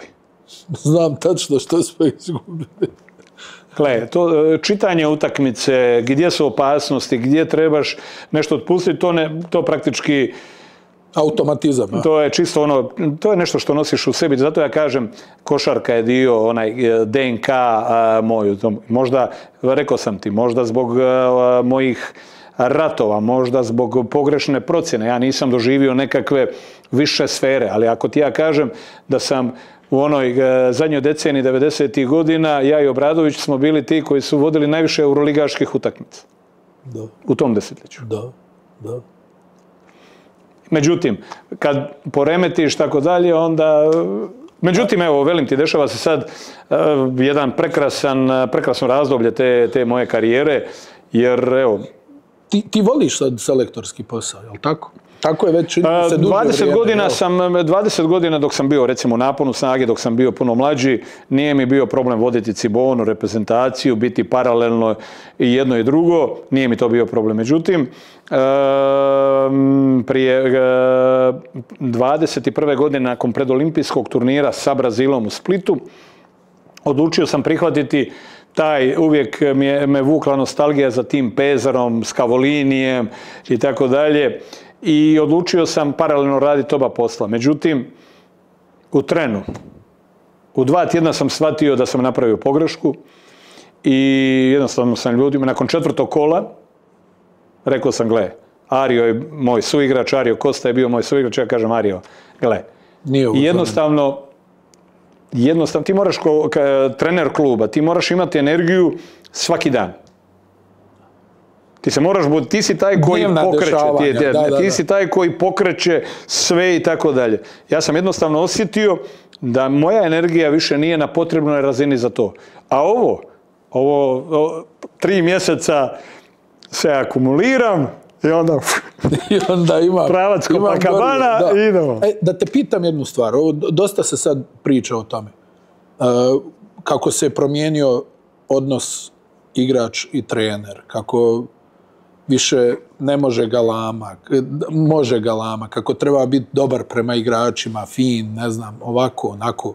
Kako je tvoje stanovište? Kakav si ti uopšte bio kao trener? Jesi imao isto tu crtu da uđeš u konflikt sa igračima? Da li danas to prolazi, ne prolazi? Kako ti gledaš na to? Ja nisam imao previše konflikata sa igračima iz razloga što sam ja ovaj posao identično obavljao prije 35 godina kao što ga obavljam sada. Za mene je svaki igrač različit, nitko nije identičan. Ja na Edina mogu vikati, a da on bude bolji, ili mogu reći ovako, ajde da sad radim, sa Jagom mogu ući kad je u brazilskoj reprezentaciji, mogu ući u konflikt bilo kakve vrste, ja znam da iz tog konflikta će izaći nešto pozitivno. A s druge strane, nikada nisam Brunu Caboclu rekao nešto, dapače, njemu samo šaljem pozitivu, ljubav i tako dalje.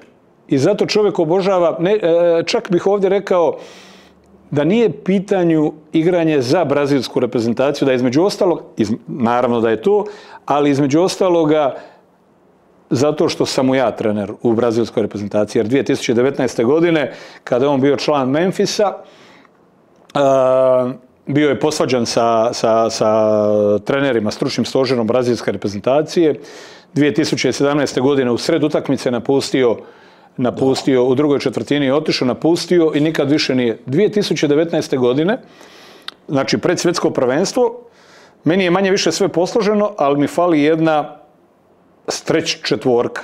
A da danas Bruno 5-6 godina kasnije igra streć peticu i tako dalje. Ali meni je falila streć četvorka, ja sam 3 puta odlazio k njemu u Memphis, razgovarao s njim, sa klubom, sa agentima i tako dalje, dok na kraju ga nisam privolio da ponovo dođe. Naravno da taj početak nije bio nimalo jednostavan. Sjećam se kada pripreme su bile u Anapolisu, kad smo se spremali za svjetsko prvenstvo u Kini, i nakon 3-4 dana priprema, a vi morate shvatiti ti moraš shvatiti da ti brazilski igrači kada su reprezentaciji, to je neviđen, kao poput Litvanaca. To je neviđen osjećaj domovine, želje biti zajedno, to su takova prijateljstva. I 3. dan priprema u tom Anapolisu, Alex, Marcelinho su mi tražili nekakav razgovor. Ja kažem, ja kažem mojim pomoćnicima, ja sam gotov jer nema šta, ako me ovi traže, gotov sam, nema šta. I uglavnom problem je bio taj što Bruno je dalje u startu zadržavao one NBA manire. Doručci, sastanci, to sve bilo uredno, NBA. Kad je htio, mislio dolazio, kasnio i tako dalje. I oni su meni rekli, coach, ovo ovako ne ide. I iz tog sastanka je izašlo zaključak, znači, ja od njih tražim 5 dana, jer tu ćemo u Anapolisu biti 10 dana, ja od njih tražim 5 dana, da ja dovedem Cabocla u red. Znači, 5 dana po 24 sata, ja sam uz Cabocla. I znači, po isteku tih 5 dana, nikada više nije zakasnio. Nikada više nije napravio nikakvu glupost i postao je čovjek kojeg su ostatak momčad prihvatili. On je to svjetsko prvenstvo odigrao fantastično na poziciji četvorke, poslije se kako se košarka mijenja i tako dalje je pomaknut na peticu, i što i nama sad ovog trenutka odgovara, jer imamo na poziciji četvorke igrače koji su nam kompatibilni sa Brunom na petici. A šta misliš ovo? Da li danas smije da se galami na igrače ili ne smije? Da li se promijenilo, nije se promijenilo? Da li sad trener treba da izvitoperi svoju ličnost? Trenažni proces se u kompletnosti promijenio. Prije 35 godina svi ljudi koji su izašli pod paskom vrhunskih trenera kao Ranko Žeravica, Nikolić, Novosel i tako dalje, svi su oni znali kako taj trenažni proces izgleda i taj trenažni proces je bio respektiran. I ono što se vidjelo na treningu, odnosno što se radilo, to se prebacivalo na utakmicama. I tako je, između ostaloga, funkcionirao svih ovih godina i Željko Obradović. Tako dalje. Međutim, što se desilo? Ovo je totalna jedna amerikanizacija tog sporta. Ti sad jedanput imaš 7-8 Amera unutar ekipe jer se igra Euroliga i tako dalje. Dok stručni rad je u biti se proširio na nekakvih 6-7 ljudi. Sad, ovaj je zadužen za obranu, ovaj je zadužen za napad, ovaj za individualni rad, ovo i tako dalje. A što je glavni trener treba? Glavni trener samo trebaš hendlati ljude. Nema više pod kojim kutem, i to je ono, nema više pod kojim kutem ću postaviti blok. To glavni trener više ne radi. Glavni trener danas menadžira, zašto ovog trenutka zadnjih 5-6 godina, i ovo što ću reći, nije nedostatak, nego netko ko se fantastično shvatio gdje je košarka. Ergin Ataman. Pa čovjek je taj koji na jedan fantastičan način u datom trenutku, naravno da treba uzviknuti, ali kad ti imaš u klubu, jedna stvar, u reprezentaciji, druga, u klubu netko prima 2,5 miliona nečega. Ja te mogu prisiliti, kazniti, odbiti i tako dalje. U reprezentaciji nema novaca. Ti ne pišeš zbog onoga što piše na leđima. Ovdje ti piše Brazil, Hrvatska ili Srbija. A ne piše ti ime Petrović ili da igramo za to ime koje vrijedi 2,5 miliona nečega. To se sve promijenilo. I nažalost ovog trenutka jednostavno moraš pronaći jedan modus vivendi, jedan način življenja sa tim igračima, napraviti jednu strukturu koja se zna što je tvoj posao. I to je bitno drugačije od onoga što je bilo prije 35 godina. Ja ti ponavljam, ja sam bio I tad sam bio mene su zvali players coach. Aha. To je bilo To je danas najpopularnije. Ne, players coach. Pa da. Ali prije 35 godina. Danas je to nešto što je normalno. Danas hendlaš, menadžiraš sa ljudima i to je tvoj opis posla. Jer ja imam trojicu fantastičnih brazilskih trenera u svom stafu. Pa moram ih nekako zaposliti. Ja moram dobiti ovo, drugi dobije ovo, treći dobije. Zadovoljni jer participiraju nečemu. A ja to sve gore hendlam. Na kraju donosiš konačnu odluku. Da. Reci mi, evo, znači dugo si selektor, hajde, to je uvijek tema, taj neki nedosanjani san 2013. kada si bio selektor Bosne i Hercegovine i to je, ja mislim, posljednji put da je reprezentacija Bosne i Hercegovine imala tako jak tim na okupu. Poslije toga je sve nekako, Đedović je uzeo njemački pasoš, Teletović ona bolest koju imao, Nurkić je imao svađu sa Savezom, potrajalo je dok su se okupili neki najbolji igrači, evo i sada je bilo nekih problema, ali ta 2013. ostaje negdje neka nevjerovatna priča o reprezentaciji koju si ti bio selektor, koju si na neki način okupio, uspio da prevaziđeš brojne probleme koje prate uvijek tu reprezentaciju i to nije bilo isključivo pitanje 2013. godine. Ti moraš shvatiti da smo mi 2012. godine igrali kvalifikacije i da je Bosna i Hercegovina u tim kvalifikacijama uzela prvo mjesto ispred Gruzije i Latvije, odnosno Letonije. Teletović za pobjedu u Tbilisiju. Tako je. I da smo tu u skoru 6-2 bili prvi, da smo, sjećam se, zadnja utakmica koja je bila u Skenderiji i moj nekakav, uvjetno rečeno, nekakav vizionarski dio je bio taj što sam na toj utakmici protiv Rumunjske zadnje, koje smo dobili 40 razlike, sam po prvi put stavio u reprezentaciju i Nurkića i Sulejmanovića. Iz pragmatičnog razloga, jer nisam htio dozvoliti da ti dečki, ako ne zaigraju u datom trenutku, mogu promijeniti. Mogu negdje otići. Tog trenutka sam razmišljao o interesima bosansko-hercegovačke košarke. I tu je bio taj početak, ali u tom početku napravili smo jednu dobru atmosferu. To je bilo fantastično. I ta atmosfera se prenijela i sljedeće godine. Međutim, u startu smo imali dva problema. Nešto što je funkcioniralo 2012. pokazivalo je da ne funkcionira 2013. godine. I tu sam, recimo, otvoreno ću govoriti u čemu je bio problem i idem sa ovim što smatram da je bilo puno važnije. Sve utakmice. Mi smo napadački bili nevjerojatno kvalitetni. Nevjerojatno kvalitetni. Ali naš problem u otvaranju prvenstva Europe je bilo branjenje, jer u prve dvije utakmice, nažalost, zbog ozljede zadnje lože nije bilo Andrije Stipanovića. Mi smo imali problema protiv Latvije braniti pik, tu su nas dobili, protiv Jugoslavije, tad je bila Jugoslavija, tad je bila Srbija sa Dudom Ivkovićem. Objektivno, došli smo na kraju na nekakvih 8-9 poena, ali nismo bili u utakmici. I što se dešava? Počevši od treće utakmice, znači protiv, da li je bila Crna Gora, tog trenutka ulazi Andrija Stipanović natrag i mi stabiliziramo ono što je nama potrebno. Nama nije potrebno igra prema napred.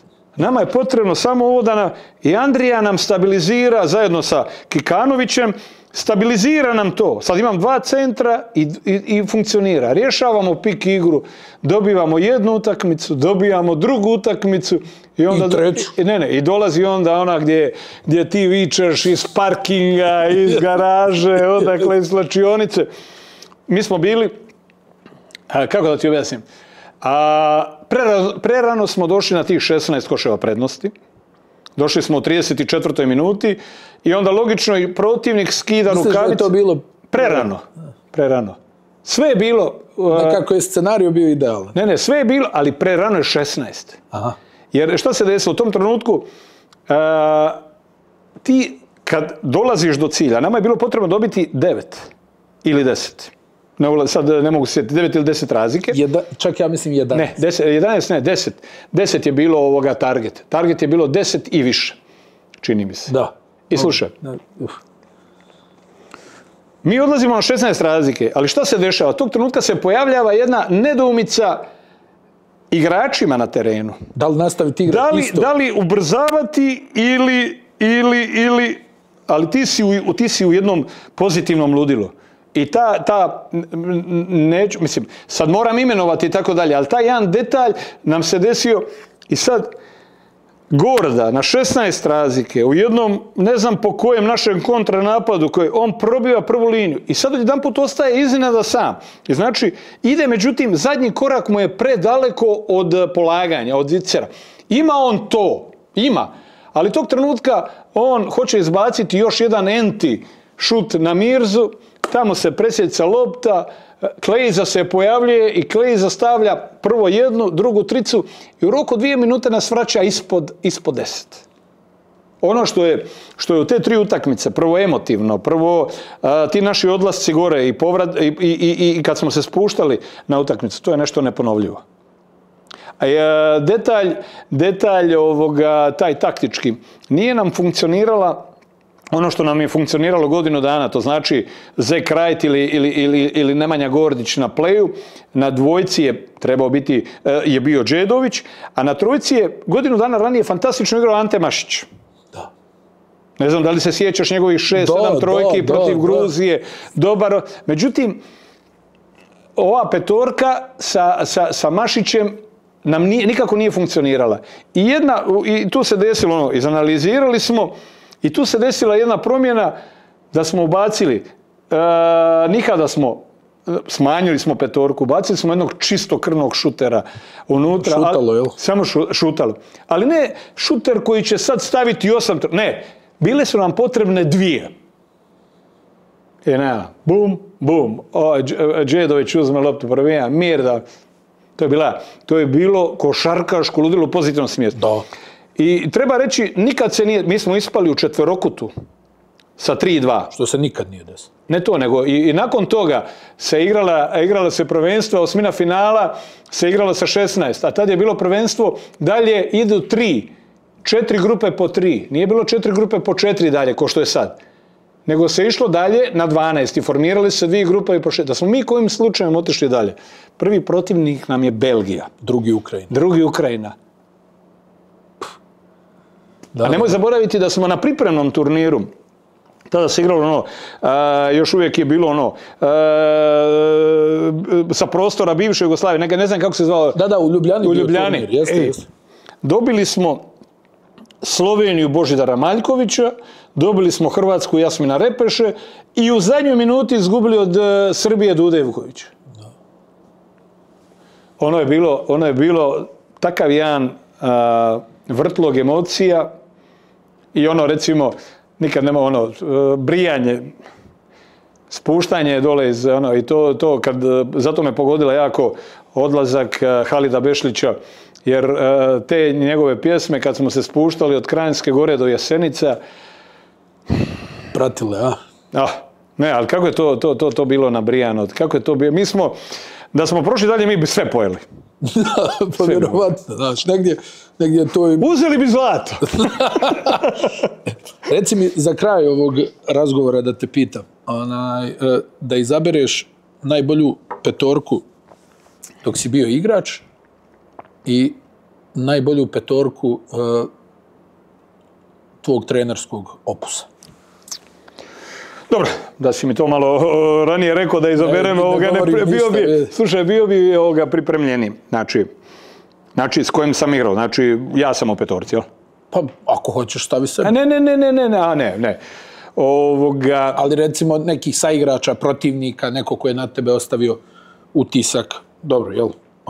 Jasno je odakle možemo da krenemo, ali eto.